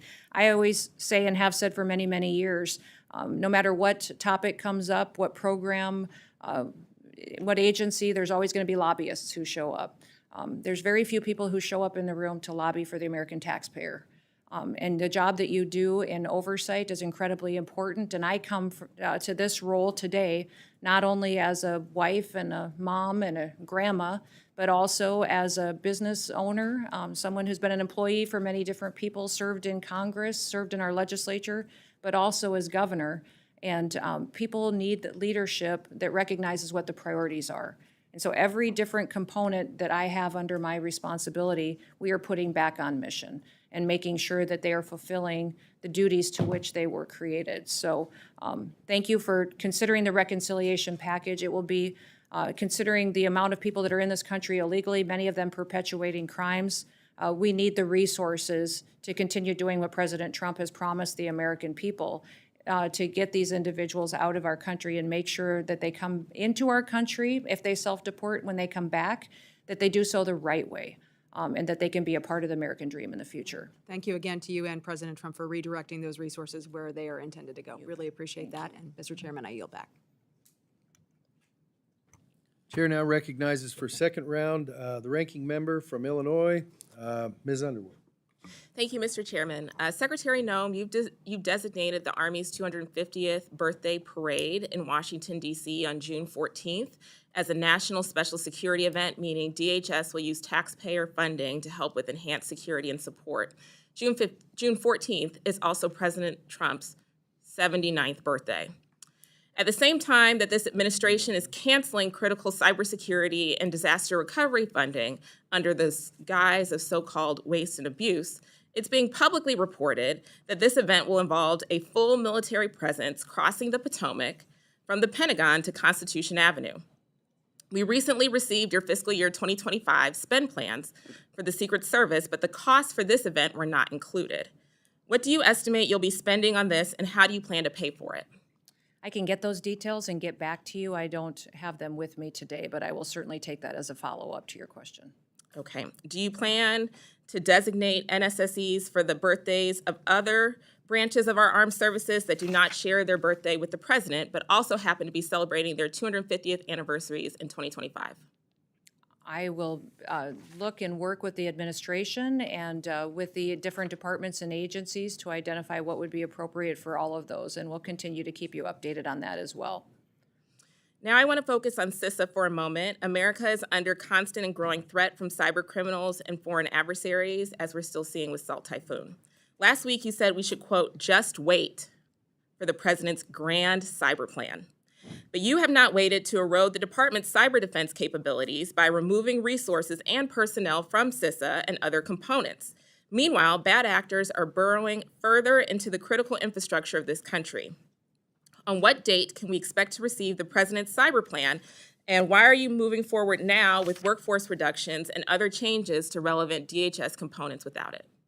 Yeah, CISA's mission is to hunt and harden and to work with our state and local entities on critical infrastructure. So to support cybersecurity infiltrations that would happen from enemies and bad actors when it comes to electrical grids, water systems, support those states, those small and medium-sized businesses that can't afford that kind of defense system themselves, and to go and walk alongside of them. I think one of the most alarming things that I heard when I was first nominated for this position, but before I was sworn in, I got briefings from CISA and from the leadership team and the people that were there. And one of the things that they shared with me was that they were aware of Salt Typhoon and Volt Typhoon, but they didn't know necessarily how they had happened yet or how to stop them into the future. That was alarming to me. It was alarming to me that we had the nation's top leading cybersecurity agency that didn't know how to stop the PRC and our enemies from coming in and hacking into our systems. And if we think a pandemic was scary, wait until the PRC in China comes in and shuts down our electricity. Obviously. And So our when are we water. getting So the that president's is cyber what plan? That is what CISA is focusing on, is making sure that we're approaching cybersecurity from the importance that it is. I had a direct All we've- question. Yes. Do you know when the president's cyber plan will be released? It will be coming out shortly, and that is the president's prerogative. Okay. I have been Thank you. advising him on what Thank that you. will look like. Despite the and growing we will cyber get it. threats, your budget cuts nearly $500 million from the main agency charged with protecting our federal networks and so much more. So if you are so outraged by the threat of the PRC and our federal networks, why are you cutting $500 million? When you recently spoke at the RSA conference, you said that we needed to put CISA, quote, back on mission. But let's be clear, that mission is designated for you. We in the Congress told you in the department and CISA how to execute on that mission. And you all have been moving money away from CISA, and that does not help achieve that mission. Lastly, Secretary, as a nurse, I have always prioritized taking care of the health of our DHS workforce and giving them the tools that they need to do their jobs, not just physically, but mentally. DHS has made great strides in recent years here with popular programs that provide personnel and their families with the resources that they need and the support for the mental health of our agents and officers. I hope that these programs can continue for fiscal year 2026. And I'm curious if you agree that this is a priority for the department, and will we see continued funding for it in the budget request? Absolutely, we will continue to focus on the priorities of the healthcare needs of all of our employees. Great. Well, although we disagree on many other issues, I hope that taking care of the hardworking men and women at DHS can be an area of shared values and bipartisan success, and I'm looking forward to working on them together. I yield back. Thank you. Thank you, Madam Ranking Member. The floor now belongs to the gentlelady from Connecticut, the ranking member of the Appropriations Committee, who got here as quick as she could. Thank you, and the floor is yours. Thank you so much, Mr. Chairman. My God, this is twice in one day here, so it's great to see you. We're hearing hopping here. Thank you so much, and I want to thank the ranking member Underwood for holding the hearing today, and welcome to you, Madam Secretary, and thank you for appearing before the subcommittee today.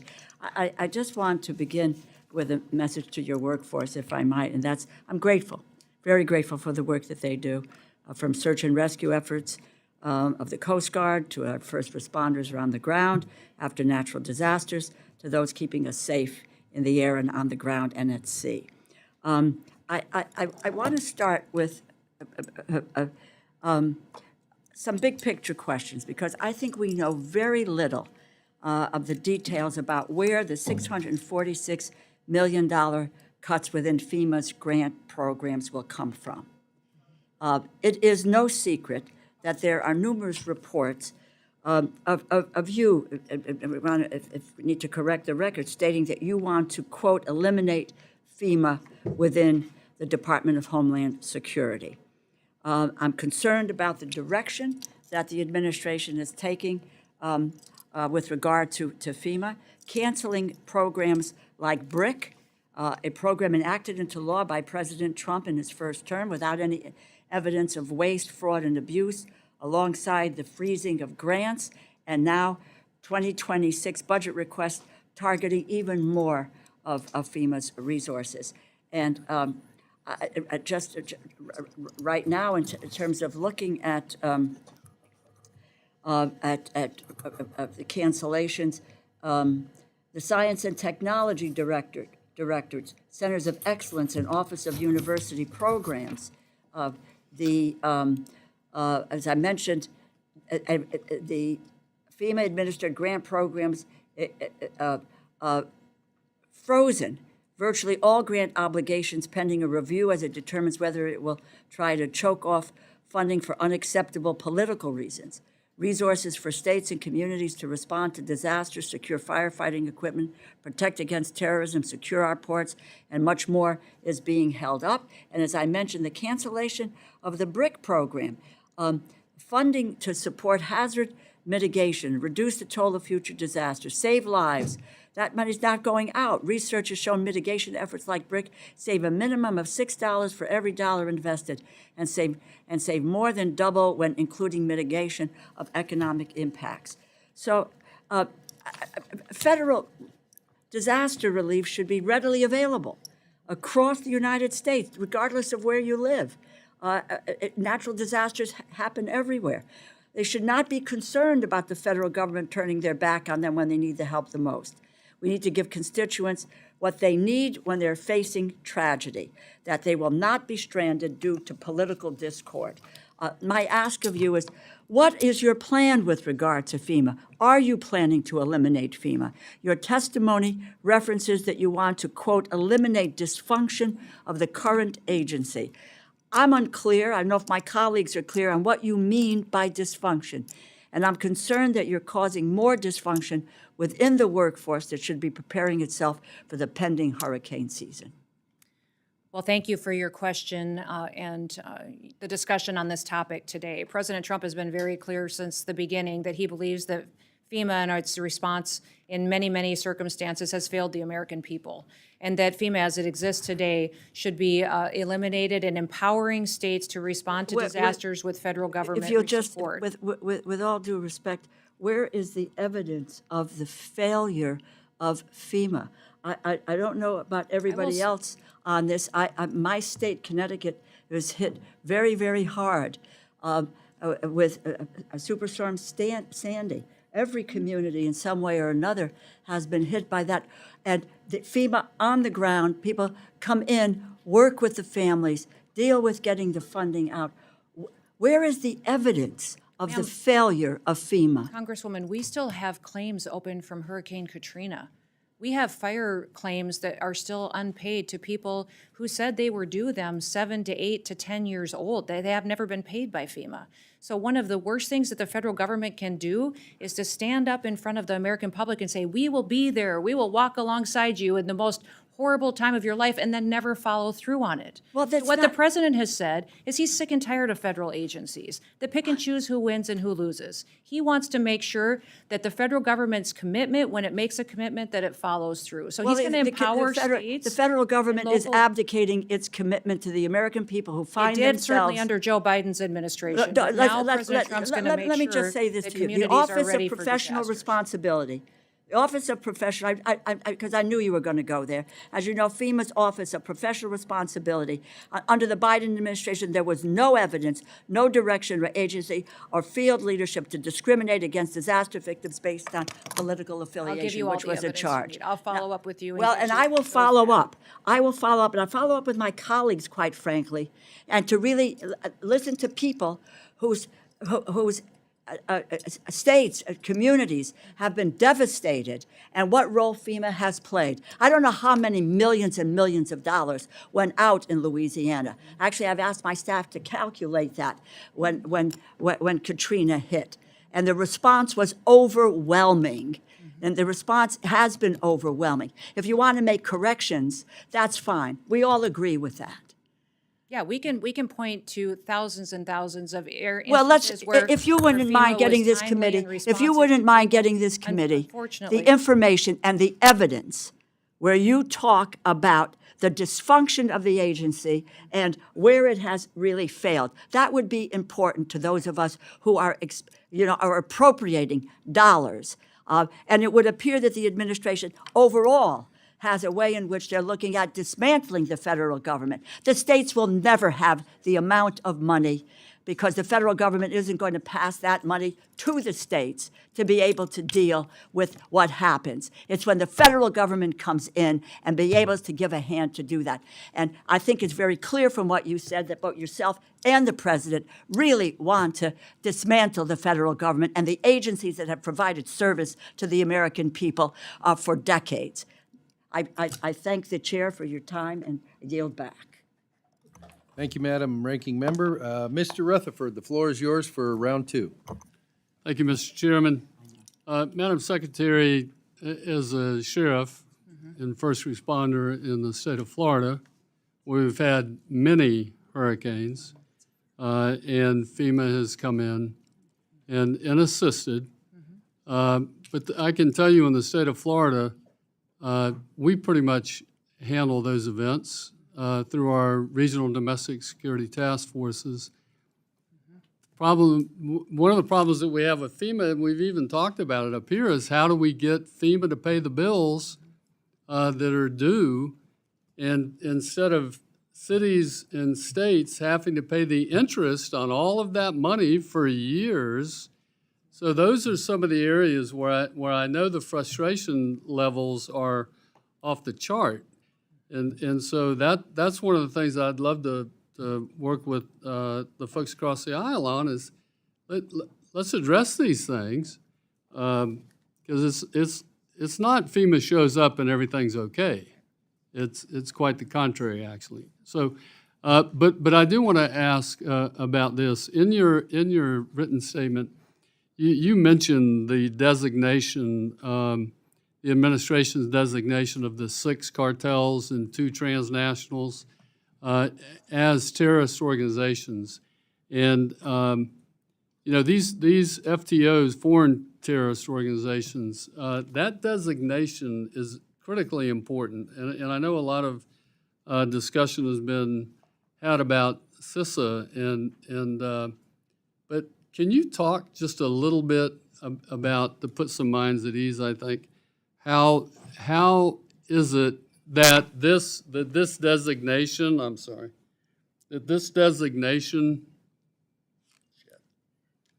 sorry about that. You're good. But how this designation actually helps with the administration being able to work, sharing information between the civilian and the military to actually go after these folks who are killing our citizens with their drugs. I think it was 23. We had over 107,000 Americans die of poisoning coming across the southern border. They're also looking to weaponize drones to be used against our law enforcement officers at the southern border. They're the ones helping to finance all of this, or were financing all this mass migration. That designation, I think, is critically important, and I don't think people appreciate it enough. Can you talk about that? Yeah, certainly, Congressman, and thank you for the question, because it is critically important what President Trump has done by defining exactly who these people are and what these organizations do and what they're trying to do to the United States of America. By designating these gangs and cartel members as foreign terrorist organizations, it allows us in a new way to partner law enforcement activities and consequences in partnership with other cabinet areas within the federal government, including the Department of Defense, all military branches underneath that, as well coordination, sharing of information, and how a whole of government approach to how we conduct enforcement operations. It also gives us an opportunity to access background information, criminal records that we need and that we can share internationally as well.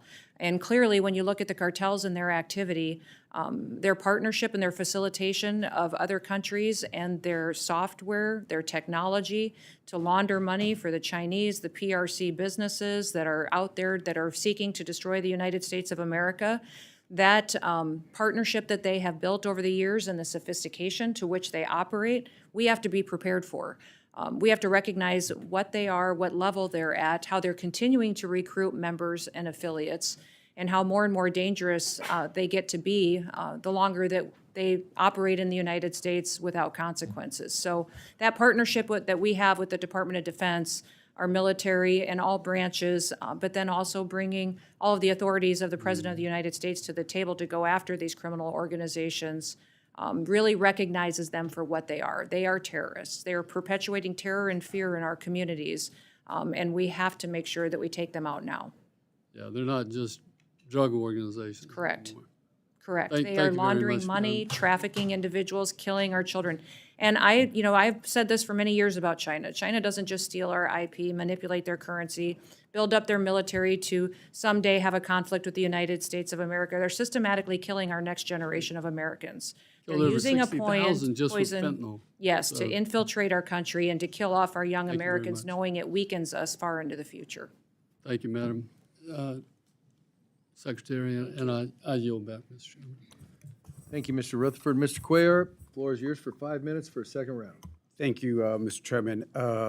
Madam Secretary, let me go back to the basics of what I think are needed. We talked about Carrizo Cane River roads, but there's also, in the middle of the river, there are islands. And I got them in the Laredo area, I got them in the Stark County, I don't know if my colleagues have. The bad guys will come in and use those islands and then jump over. We've talked to the International Boundary Water Commission and our Border Patrol folks. That's one area that we ought to focus on to get rid of those islands, and it'd be better for the flow so the river water can go down there to other places. So islands is in the middle of the island, of the areas.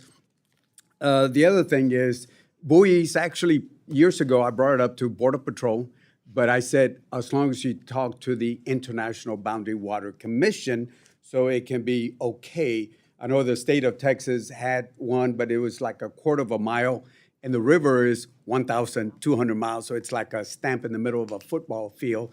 So we got to look at areas that they will be necessary.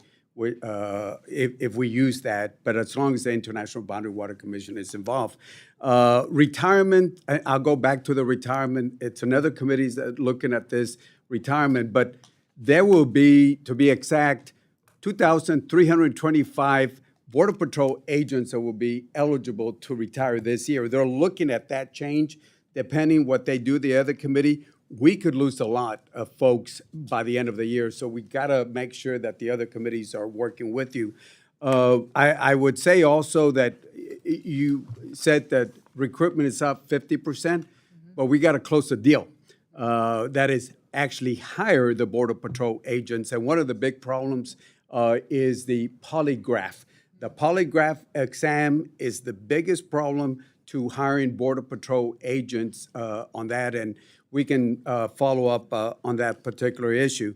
Port technology, not only in between, but at the ports, 86% of the people that are caught at checkpoints and at the ports of entry are not illegals. They're actually U.S. citizens, according to the U.S.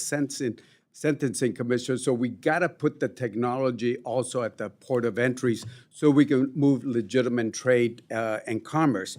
Playing defense on the 20-yard line, I've been talking about this, and I think y'all are doing some of that.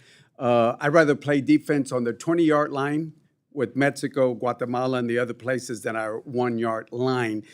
There is language that we have proposed, but without due respect, the prior administration was not interested in this, but there's language that can give you certain authorities where you can play more on the 20-yard line, which is, again, because more people we stop over there, less people will come to our border itself. Technology, I know that we've talked about technology, but the drone threat is very real. In fact, just to let you know, a couple of weeks ago, a Border Patrol drone in the Laredo sector was taken down by the cartel operators, which means that cartels now have technology that can take down law enforcement drones. And they do the surveillance. They know what we're doing.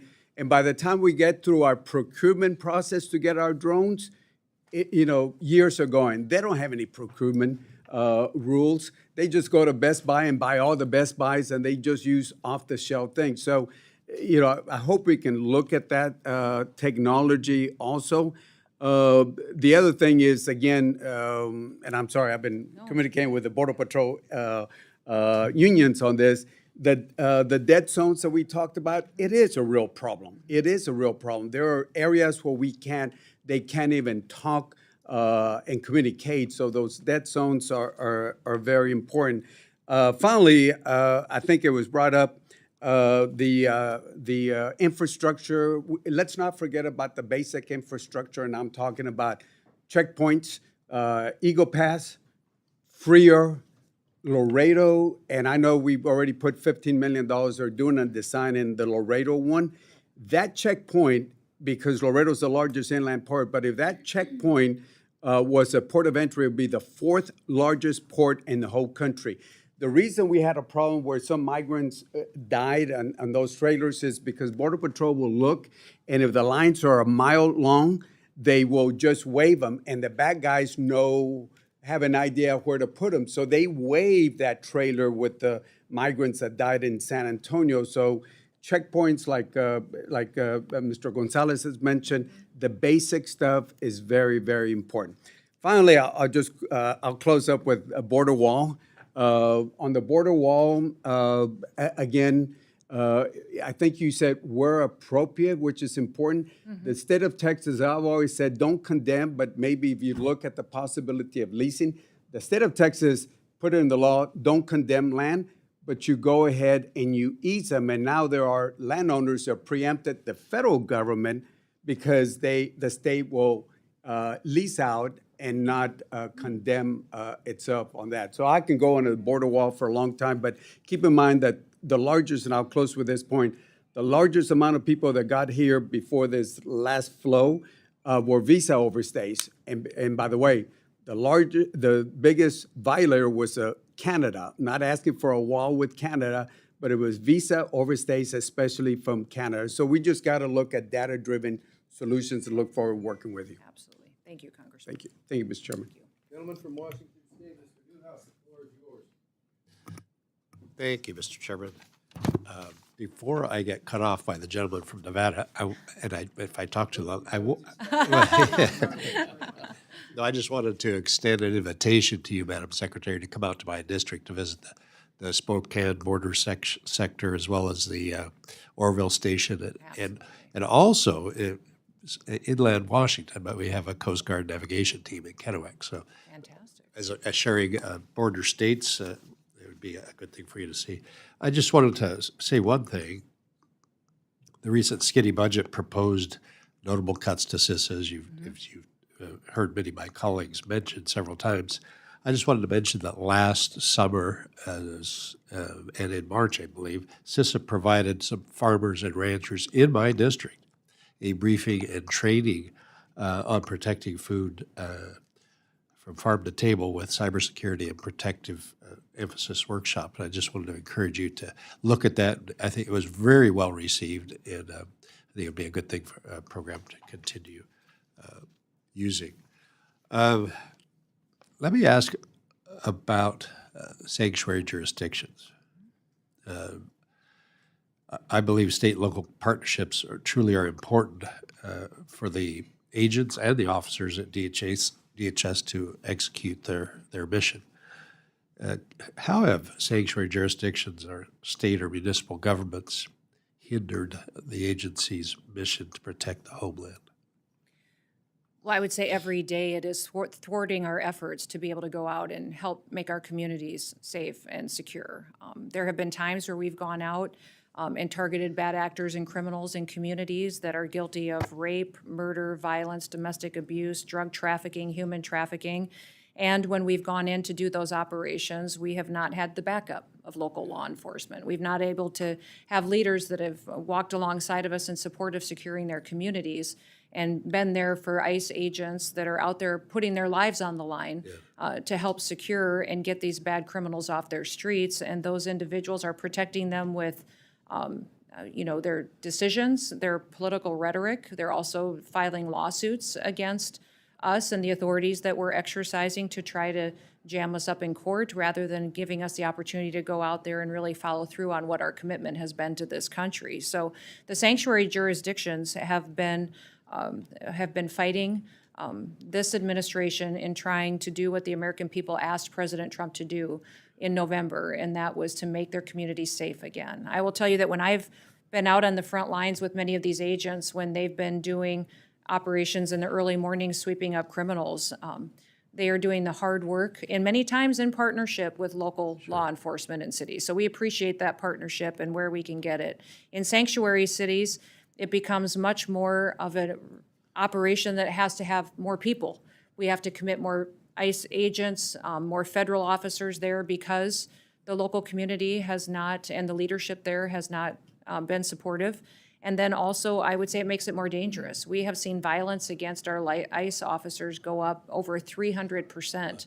And I think that's because of the rhetoric out there by local mayors and governors who have, put out misinformation and perpetuated lies about law enforcement and what they're trying to do to help communities. I remember the morning I was in New York City, we were conducting ICE operations on known criminals that were guilty of violent abuses and breaking the law.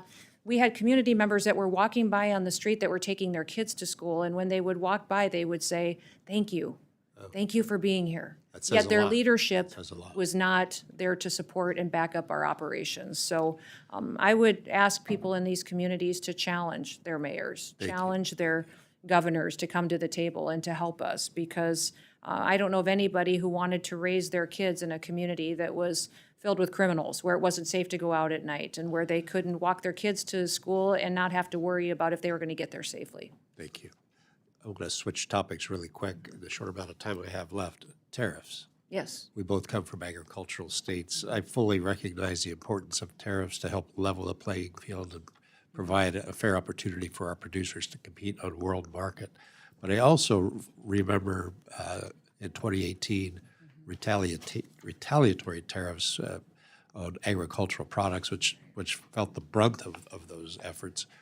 Could you Could you talk just a little bit, if I could, without putting you, it's not a gotcha question, but I just wanted to express the concern that agriculture doesn't need any more challenges right now.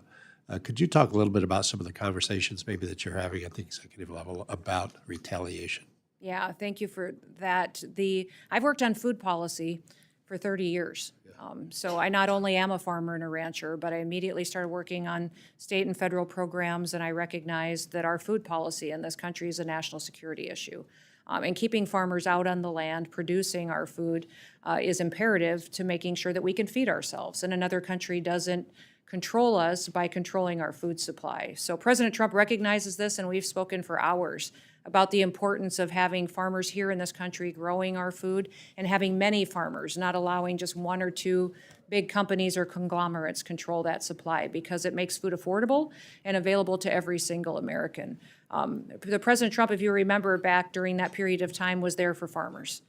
He helped them with assistance when those retaliatory tariffs came into place. And he recognizes that this negotiation that we're having now with these countries has to happen to level the playing field. We've been treated unfairly in trade agreements for many, many years. When I was in Congress, I served on the Ways and Means Committee, which many people refer to as the committee that has the most ways it can be mean, because it has taxes and trade and tariffs and all the different jurisdictions as far as what can happen. But I would say specifically, working on trade agreements while I was there, I recognized how we could come to a trade agreement and facilitate that. But then we also would, as soon as our shipments of soybeans hit the shores of China, they would reject it for different sanctions or regulations such as sanitary or phytosanitary reasons, and would manipulate how they interpreted those agreements and didn't adhere to them anyways. So President Trump is all in to make sure that we rectify the wrongs of the past and make sure that we're treated fairly and get our jobs back home here in America. So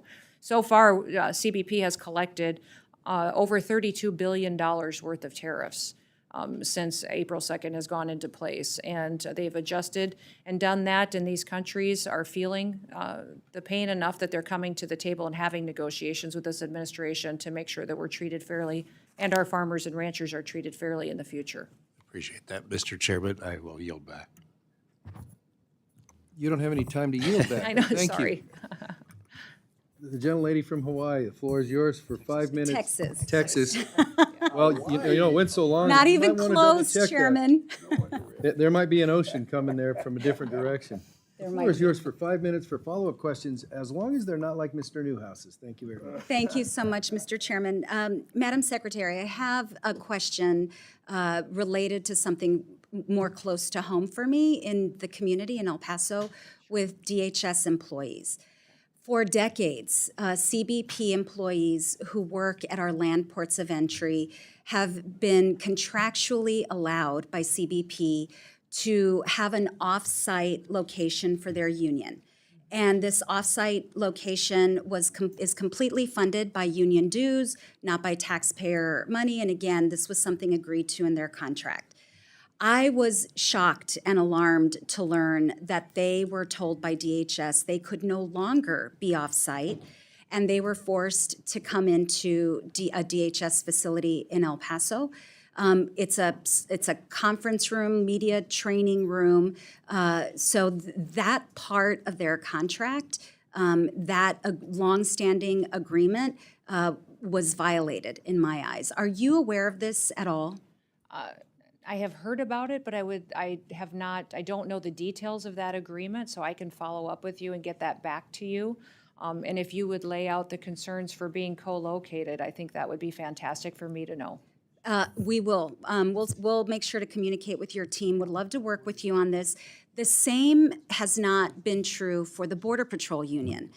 So there's disparate treatment, and additionally, just to very quickly lay out why it's important for union members to be able to speak to their union leaders in private, and being located in a small conference room, media training room, offers no privacy. There are other issues, but I look forward to working with you on that. I do know that, the difference in the two unions is important, and I'll look into how those were interpreted. And I also know that the one union is located under the Treasury Union as well, and that defines some requirements and for how it's regulated and set out going forward. So I'll see if that is the determining factor on why there was a difference in how the locations were determined. And I would ask, Madam Secretary, that you please allow the El Paso Union to continue to be housed off-site. It is their preference, doesn't impact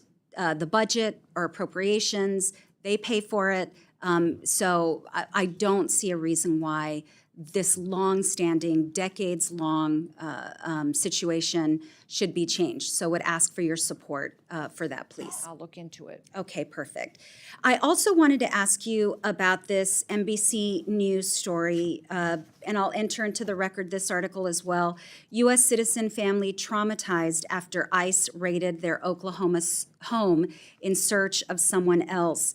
And according to the local affiliate, KFOR, which was reporting on this story, immigration agents raided the home last week. They had a search warrant for the home, but the suspects listed on the warrant were no longer living in the home. The family was forced to wait outside in the rain during the search. A mother and her girls, all U.S. citizens. Their money was taken, their laptop, their cell phone. I asked you at the top of our first round if you believed it was important for DHS and if you would attest to the fact that DHS needs to rectify any mistakes. If this were a mistake, will you ensure that this family, this U.S. citizen family, gets its property back in a timely manner? Well, in that particular situation, the warrant for that situation was on the house and the facility, not on the individuals that were there. And so that house was being used for human smuggling. And so those operations were conducted against the facility. And even in that situation, there was some individuals there with the same last names and some of the similarities. But and if so it were a we're- mistake, we are Madam continuing- Secretary, we if it believe were a everything was mistake. done appropriately, and we'll continue to make sure that it is done and handled appropriately. All right. Well, appreciate you looking into it. That not my constituents, but you had mentioned in your testimony, and you've said previously, that the focus of your agency is to go after the worst of the worst, people who are here illegally. But we have seen reporting and spoken to individuals, we meaning Congress, that in fact, there have been abuses on that front. People with legal protections have been deported. I laid out in the first round U.S. citizen children. I don't know, and I asked, and you said you'd get back to me about whether parents actually filled out the ICE forms that are normally used for those processes.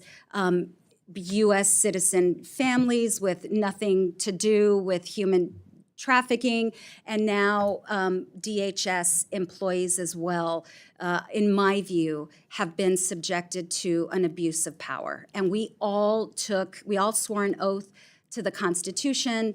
This is a democratic republic. Rule of law is important, due process is important, and ultimately that will be my North Star, not just in this hearing, but throughout everything that I work on as a member of Congress. I thank you, Madam Secretary, and Mr. Chairman, I yield back. I want to thank the member, and I want you to know that during the course of your questioning, we have moved your district back into Texas. Everything's good. My flight is shorter now as a result. Thank you. I was just hoping you weren't paying attention. I thought the folks out on the islands could use some help, but we'll go on from there. Mr. Siscomani, the floor is yours for your second round of questioning. Thank you, Mr. Chairman. Secretary, so the first set of questions that I had were more on the security side. I want to shift gears a little bit. Matter of fact, I just guided a group of freshman members on the Republican side to the border in Arizona with the intention that they see the full picture of the border. We have obviously the security aspect that has been key as central to the conversation, that we have trade and commerce at the border, and we've got immigration as well going on. So it's important that I think my colleagues and everyone that is maybe not from a border district can understand that there's a lot more that happens at the border than just one aspect of it. I call it the three buckets of the conversation around the border. So with that in mind, that as an immigrant myself, I know how complex the immigration system is.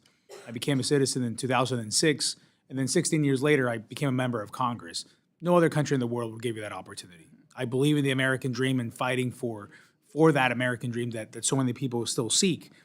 There's been much media attention again on the increase in deportations and removal of aliens, which I remain fully supportive of. That being said, I think we should also be highlighting and incentivizing those who are going through the process legally and those that are seeking to come to the country through the legal channels, and make that process less burdensome in order to disincentivize the use of cartels and bad actors. In my family's experience, it took us 13 years from the moment we came into the U.S. to the moment we became U.S. citizens. There have to be some improvements around these guidelines. So can you speak on how your budget request will facilitate easier legal pathways for potential immigrants? Yeah, absolutely. And you've correctly identified part of the problem that we've had in this country for many, many years is that it takes far too long for a person to legally come through our immigration process and to become a U.S. citizen. And that needs to be fixed, and that was broken when I was here on the Hill, and it was broken when I was governor, and I still see as the Department of Homeland Security Secretary that is an issue that needs to be solved.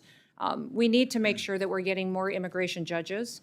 I've been having conversations with our Attorney General, Pam Bondi, and with the Department of Justice on what we can do to get more judges to the table so that we can process not just backlogged claims, but illegal applications to come to this country as well, and then more immigration courts. So when you look at not just the fiscal year 26 request, but also reconciliation dollars, it is to address the needs that we have to address the invasion, secure the border, to make sure that our ICE officers have enough backup, help, equipment, and tools going forward to make sure that we're addressing what has happened here criminally and illegally, but also addressing within our other agencies what we can do to make sure that we're processing those legal applications and getting that taken care of. President Trump is determined to do that, and we have that addressed in the budget request from the different cabinet secretaries and agencies to make sure we have the resources to start getting after that backlog. Excellent, excellent. You know, on the same topic of when we look at immigration and we look at workforce as well, those are very much attached. I just had Secretary Lori Chavez-Dreamer in Tucson yesterday. We visited different sites that work on this. We spoke at length about the need for more robust workforce programs and ways to ensure that workforce needs meet our communities' needs. Still, the utmost constant thing I hear from industry of what they need is workforce. Can you speak to any plans the administration has to create additional avenues to meet these through immigration, potentially? So you're talking about meeting workforce needs? Yeah, as far as workforce through needs, visas and green yeah. cards? I would say that the president recognizes the value in what we've had in programs in the past, but also recognized how they've been misused. And how Congress many times lays their prerogative on how many are authorized, how many are directed through law, that the Secretary has the latitude to issue, and will continue to work with you to find solutions that really meet the needs that we have in this country. The President believes that we have a workforce here that deserves jobs, that pay very well with benefits and a future here in the United States of America, but also that we need to continue to keep the American dream open for immigrants who want to come here legally. So having with other countries and having access to their background checks to make sure they can participate in our visa programs is very important. And as long as we have the ability to do that and continue to know who's coming here, why they're here, and if they have the opportunity to become citizens, then it's something that would be a benefit to this country if the president recognizes that the need is there. I think that's very well put. I think having that balance always of making sure our border is secure, we know who's coming in, that opens the door and allows us to focus on the immigration system that works for the people coming in, but primarily for our citizens and what the country needs. And that has to do with workforce as well. So with that, thank you so much for partnering with us on that and finding multiple solutions to this problem in different areas at the same time. Is not easy, but you're doing a masterful job. So thank you so much. Thank you. And with that, I yield back, sir. Thank you, Mr. Chairman, or Vice Chairman, for not challenging the Dan Newhouse Award. And now I'd like to recognize the gentleman from, she's gone, from Texas. Mr. Gonzalez, the floor is yours for a second round. Thank you, Chairman, and thank you, Madam Secretary. Some could argue you have one of the toughest jobs in Washington, right? We had Elon show up with 2 hats. Maybe you should have shown up with 3 hats, right? Part of DHS that I worry about is it's a Swiss Army knife of the federal government. It seems like everything is in there. And we alluded to this earlier. How did DHS start?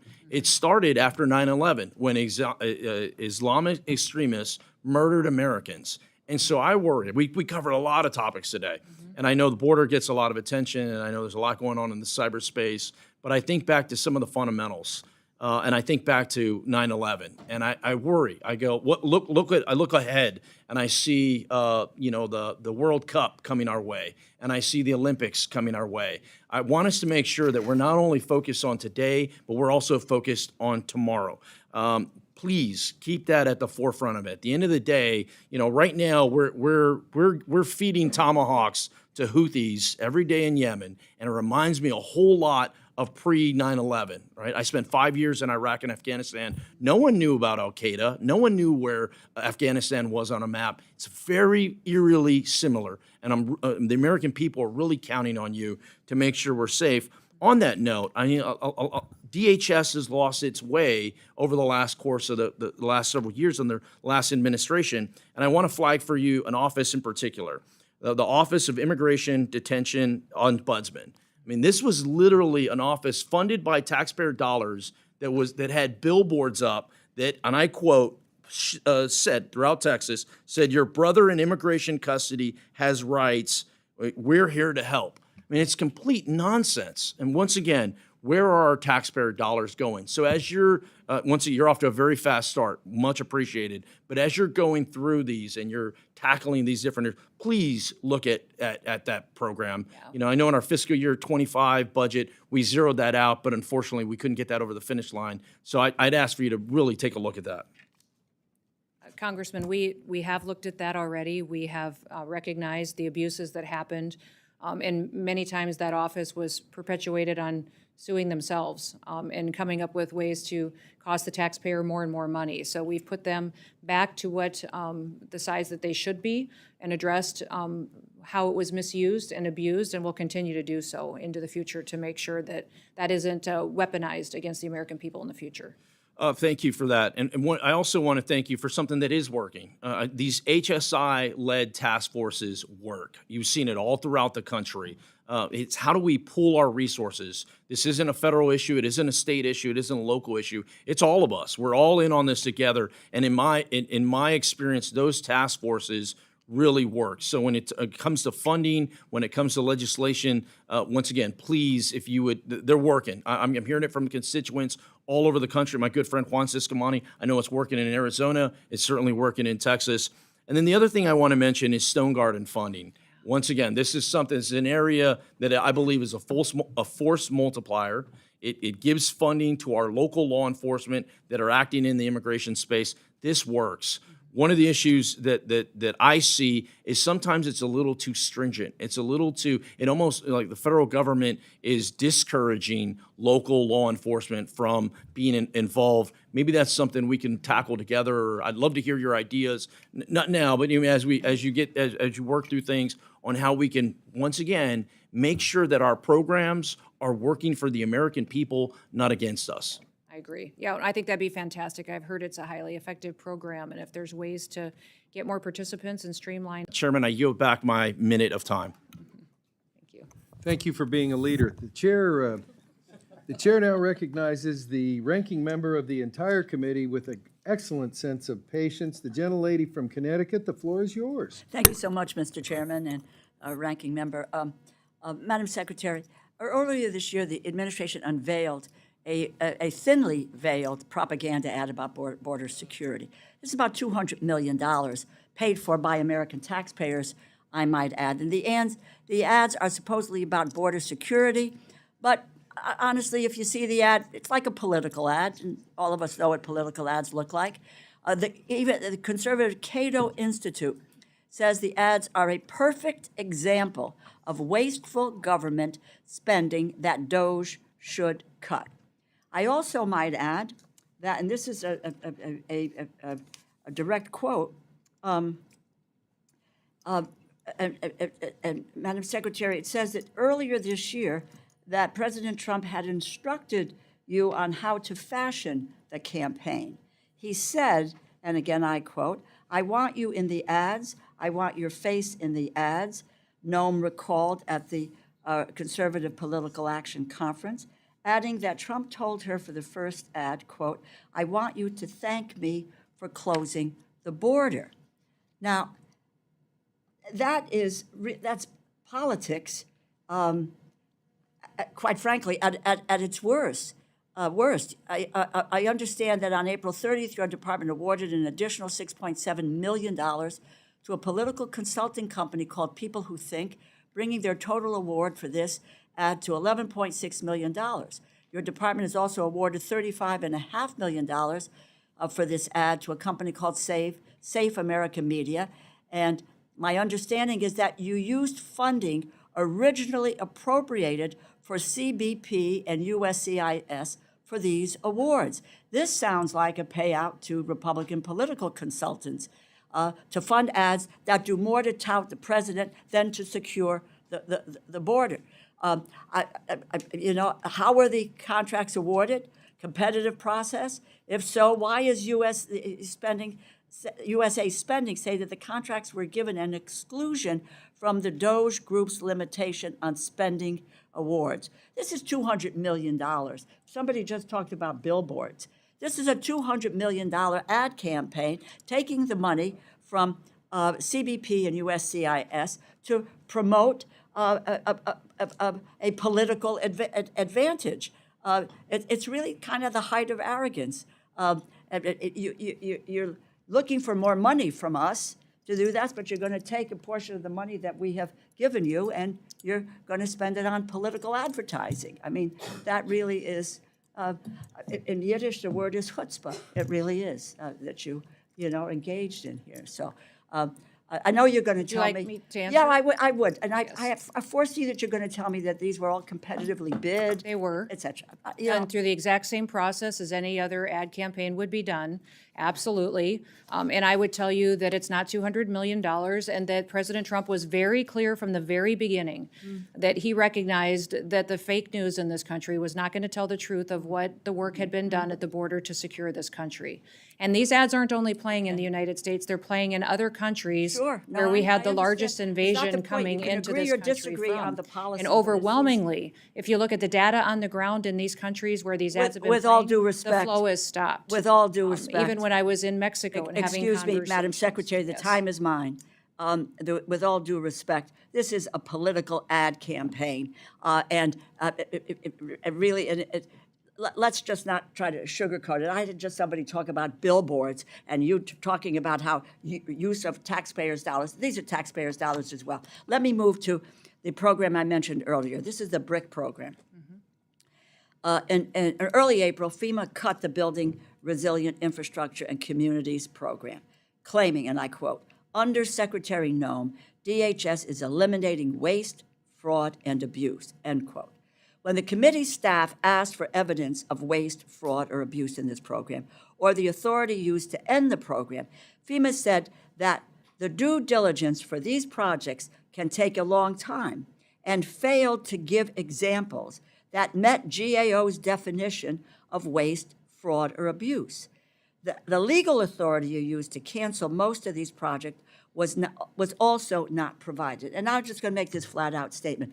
You do not have, nor does the president have, the legal authority to abrogate what the Appropriations Committee appropriates. It's the power of the purse. It's in the Constitution. And I think if I heard right in the last couple of days, the president wasn't sure that we should abide by the Constitution. But we tried to abide by the Constitution, those of us who raised our right hand and said we will abide by the Constitution. There is no legal authority. There is no inherent authority to claim the appropriations funds can be used for other than what they were appropriated for. I don't know that you can. Basic questions from your agency on essential programs that the communities represent or rely on. You all can't. You should just say waste, fraud, abuse, and you think that covers it. Well, Madam Secretary, I will tell you it doesn't. We're Con- going to Congresswoman, challenge I'll that, get you all and the you data, have no some statute authority. references that we are operating under the authority that the Department of Homeland Security You has. have no and that authority these to brick abrogate grants- these funds. It's These the brick grants are prerogative being of the reevaluated Appropriations to make Committee. sure that they are being The power spent of the purse appropriately to which resides you all here directed they be and not there. Keep it in mind because it is the Constitution of the United States. Thank you. Very familiar I'm with. happy to have this conversation take place off the clock, but now we're going to move to the gentleman from the Magnolia State for your second round of questioning. Thank you, Mr. Chairman. Ms. Nunn, I want to let you know what a refreshing hearing this has been. To have someone who comes before this committee who's plain spoken, who has a desire to secure the border, a desire to enforce the law, to have someone in your position who's willing to get out from behind a desk, to leave Washington, to go there and be there on the front lines with the men and women who serve. I just want to thank you for not being the typical bureaucrat who routinely would come before this committee time and time again under the Biden-Harris administration, who really had no idea because they had not been down there serving and alongside the men and women who were serving. So thank you for your leadership, and thank you for being plain spoken, and thank you for what you stand for. As we continue to secure the border, and as we see those numbers continue to hold, I believe at some point the DHS will be able to reallocate resources to the interior.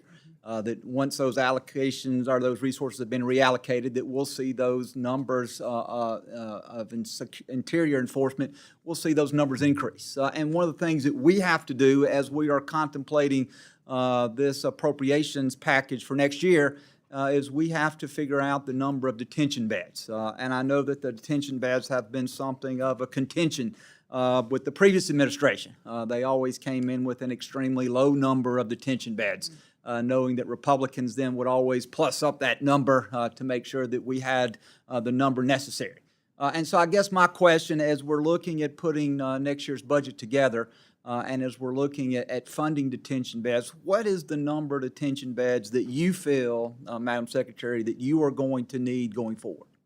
The president has been clear from the beginning with his advisors in the White House on Homeland Security that we need much more capacity in detention beds in the country.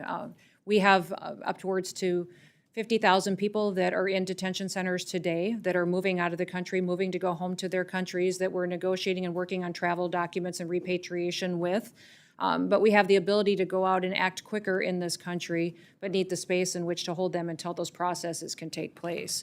So we need upwards to an additional 50,000 beds, 60,000 beds in order to make sure that we have the ability to not slow down enforcement operations and bring bad actors and criminals and those with final removal orders into our authority so that we can move them out faster. So, the And Madam whole. Secretary, if I'm not trying to cut you off, but a lack of detention beds could be a real deterrent to your men and women being able to perform the mission that Absolutely. they need to do. Absolutely. And so if Congress wants to get serious about protecting the American people, then we're going to have to fund not only the manpower that you need, but we're going to have to fund the detention beds so those individuals can be detained, they can be brought before a judge, and then they can be ordered to be removed. Is that correct? That is correct. And I would also just clarify and make a point that the request from reconciliation, $175 billion, is for this term of this president for the 4 years. And you see in the numbers that were released by OMB this last week that the $43 billion that would be the increase into this budget is from the reconciliation, 1/4% of what that total would be. And want to switch gears in my last minute and a half and talk about DHS Centers for Excellence. I know that those are where DHS partners with academic institutions really across the nation. Some of those institutions include Texas A&M, my alma mater, Mississippi State University, the University of Nebraska, Arizona State.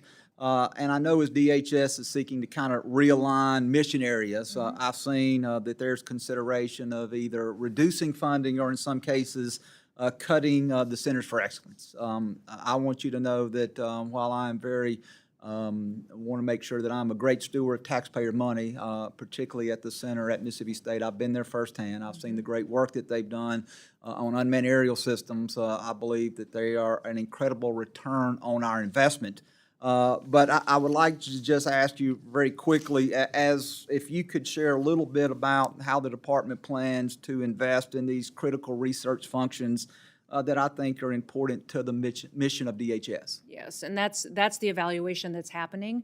And two of those have already been reevaluated in Nebraska and Alaska, and we will continue to do that with the rest of the allocations that go to centers of excellence throughout the country. But we have to look at how these dollars are being spent to align with a mission that is the Department of Homeland Security, cybersecurity, terrorism defense, building out and hardening our systems to protect our national security. So that's what's undergoing now in your state, and we will continue to evaluate that and stay in communication with you. Thank you, Madam Secretary, and I yield back.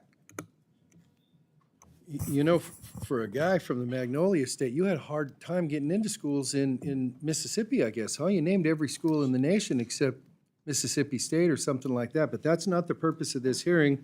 The gentlelady from Iowa is recognized for your second round of questions. Thank you, Mr. Chairman.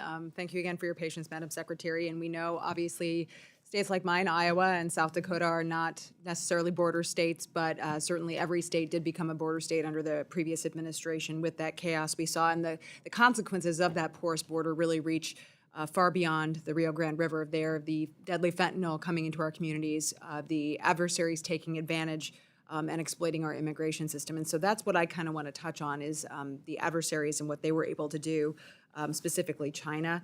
To put it in perspective, in the first 7 months of fiscal year 2024, more than 27,000 Chinese nationals were encountered at the southern border. Under President Trump, we've seen that number drop significantly, reflecting that clear shift in deterrence and enforcement. So can you walk us through what specific mechanisms have been put in place to ensure that these individuals from adversarial nations are now being thoroughly vetted, and how that process has changed since the previous administration? Yes, and every country is being treated the same as far as how we are treating the folks that are there and here illegally. People that came into this country from China and from other countries are all being vetted and their background checks being gone through. And I would say some of the reasons that we've had to reevaluate some of the programs that were abused under the Biden administration is because countries weren't participating with us. They weren't sharing their information. One of the things I've challenged Canada with in a lot of the discussions that we've had over recent months was they weren't taking their own citizens back home that were here in this country illegally, and they weren't sharing all of the criminal background checks of individuals who were in our country illegally. They weren't telling us who they were or what they had done, if they had human smuggling in their background or crimes. And so that was some of the access that we were asking them for. We were grateful that they addressed, for instance, designating a fentanyl czar and doing, but that information sharing is critically important. And we do not have that kind of partnership with China. We didn't just see Chinese nationals infiltrate our country over the southern border. They're coming over the northern border as well. And we see needs on the Great Lakes region and people coming in. It's easy to access Canada, and once they do, then they drop down into our vulnerable areas. So we have continued to maintain resources and strengthen them at the northern border as well. But we work closely with Interpol that has an agreement with many different countries to do vetting and background checks and criminal background information sharing on folks across the world. But many of the times when the State Department is negotiating on repatriation and travel documents, they are having discussions on what we can do to share information. When I made trips to El Salvador, to Colombia, and to Mexico, those trips were made so that I could get those governments to share more information with us. In fact, one of the things that we did while we were there is sign new agreements with those countries to share more data and information, to have them give us biometric information that they collected, to give us more thorough travel documents of individuals that were of concern here and had been breaking our laws. And so having those discussions gives us more information to make sure that this country is safer into the future. Do you feel like those conversations have helped to inform broader national security efforts? Absolutely. Cross-departmentally, and when we think about the real risk here, it's these international transnational criminal gangs, the cartels, state-sponsored networks. Obviously we talk about the Chinese nationals, and the reason the PRC is not cooperating and the CCP is not cooperating is because they are intent on infiltrating our country. That is correct. Do you feel like all those relationships are really helping us to strengthen the intel that we are able to gather? Absolutely. We've seen many, many times where information that we got on somebody who was here that may have been on our terrorist watch list, suspected terrorist watch list or someone who is a very dangerous part of a foreign terrorist organization, that information may have been shared with us from another country because of those security agreements that we have in place. And when countries do not adhere to sharing that type of information, they don't get the privileges necessary that have been granted to them in the past. And we've seen that with visa overstays, we've seen that with lack of information sharing, that perhaps they don't get to continue in programs that are under the purview of the Department of Homeland Security because they haven't been willing partners to help us secure our country. Certainly, accountability is back, Yeah. and appreciate that. So thank you so much, Madam Secretary. Thank you. I yield back. Thank you. Madam Secretary, you've been kind of a marathon runner. It's 12:30, and I have endured all these questions along with you. Good. And so now I'm not going to be a hypocrite and ask a bunch, but I am going to highlight a couple things since you have a bunch of your staff here, because we're kind of at the going forward place. And so information, as you've just alluded to in terms of international stuff, is important here as well. Several people have talked about the BRIC program in FEMA. And what I think is missing in the evaluation is, your initial reaction is, okay, so a bunch of stuff got canceled. And so it's like, okay, why? And it's like, listen, if there was an analysis done and it was like, hey, this flunked it, it was whatever, the answer that we don't want is, well, and I'm not saying you guys did it, but it's like, hey, we ran an algorithm or OMB did something or whatever, and it got canceled. So it's like, well, then tell us who at OMB so we can go to them and say, we'd like to know why you did that, which I think is a legitimate thing. So what I think I'm going to do is, instead of saying, the hard question, and well, you'd commit to do a case-by-case review, it's like you guys got other stuff to do than a case-by-case. What I'm thinking about doing, and the committee members that are still here, thank you for, is to say, listen, each member, you got 3 things you want an answer, a specific answer for, give them to us to transmit on, and they'll do that analysis. Great. So that's my thought on that. I'm not a CISA guy, you know that. I mean, I can barely use one of these, God knows who's listening right now. But anyhow, having said that, when I see, and I get elections and redirection and all that other sort of stuff, but when I see, here we go, and we've got Chairman Green and other folks going, my God, China's kicking our butt and blah, blah, blah. And it's like, well, we did this many through, not that you did, but anyhow, this many retired, this many got this many got that. And then I look at the skinny budget, it's like, by the way, we're taking more. And I think somebody got into it. It's like, what is the plan? So when, and you've been there long enough, you know, it's when somebody goes, hey, you guys presided over cutting $500 million in CISA to do other stuff. What was that based on? Clearly, we don't want to be in the position and won't be in the position of, well, I don't know, that's what they said they needed. Not that there's a trust factor there, there's not, but it's like, we need some building blocks for whoever the CISA people are, whatever. It's like, what's the plan for us to be kicking China's butt, or whatever you want to, however you want to describe it, and how we're still okay on that civilian sector stuff. And by the way, that's stuff we need, because when it comes to markup for this committee to transmit it on to the bigger committee, I mean, we need solid ground for that sort of stuff. TSA, same thing. I'll tell you what I've heard so far is that the state of the equipment that they're using, whether they're screening your purse or your checked baggage or whatever, I'm familiar with one situation where it's like, hey, the equipment's 15 years old. Nobody services it in that neighborhood. They got to have somebody come over the hill from California. And by the way, that takes a while. And in the meantime, they're not screening the bags before they go on the plane, or it takes forever. So we're going to be focusing on what are you doing to upgrade, just the same as you are on the board. Like, what are you doing to upgrade that technology? And the last thing I've got before we get to thank you, Jesus, closing statement. The last thing is, and we've got around the edge of it, when we talk about ICE operational tempo, I can't tell you how often or how quick it's going to take me to get Amadei from apprehended through whatever the process is and on a plane going back to where he belongs.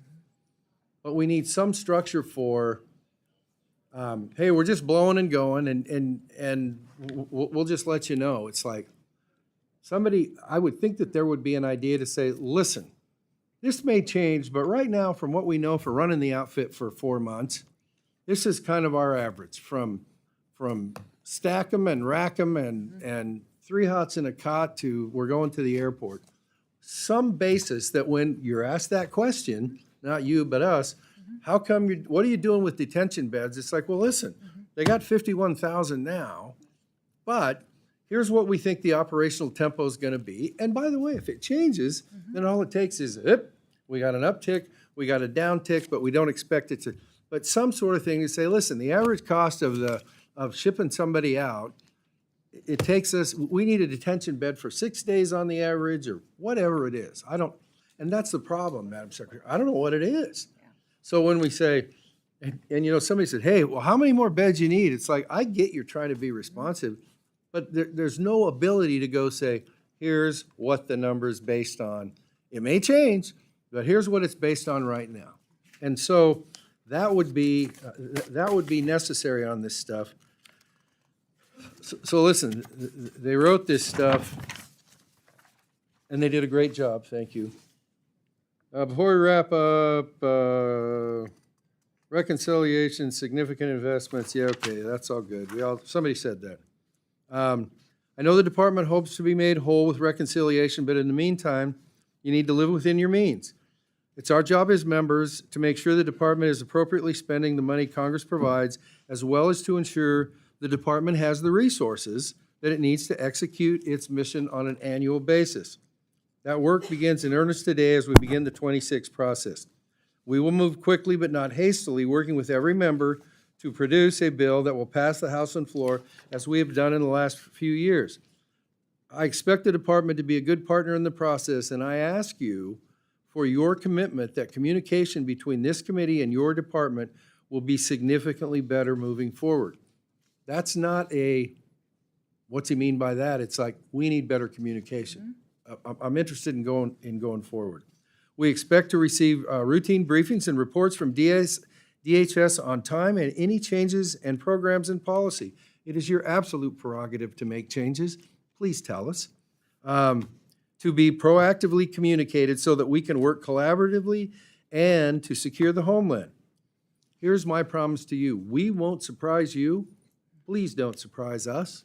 While everybody else is good with that, sometimes, you know, I'm a lot older than you are, so sometimes I react poorly. For the get back questions that members of the subcommittee had today, we ask that you respond in 15 business days. There will be some additional questions members provide in writing. We ask you to respond to those in 30 days, and here's the part you've been waiting for. I'd like to thank you, Madam Secretary, for being here today. The subcommittee stands adjourned. Thank you, Mr. Chairman.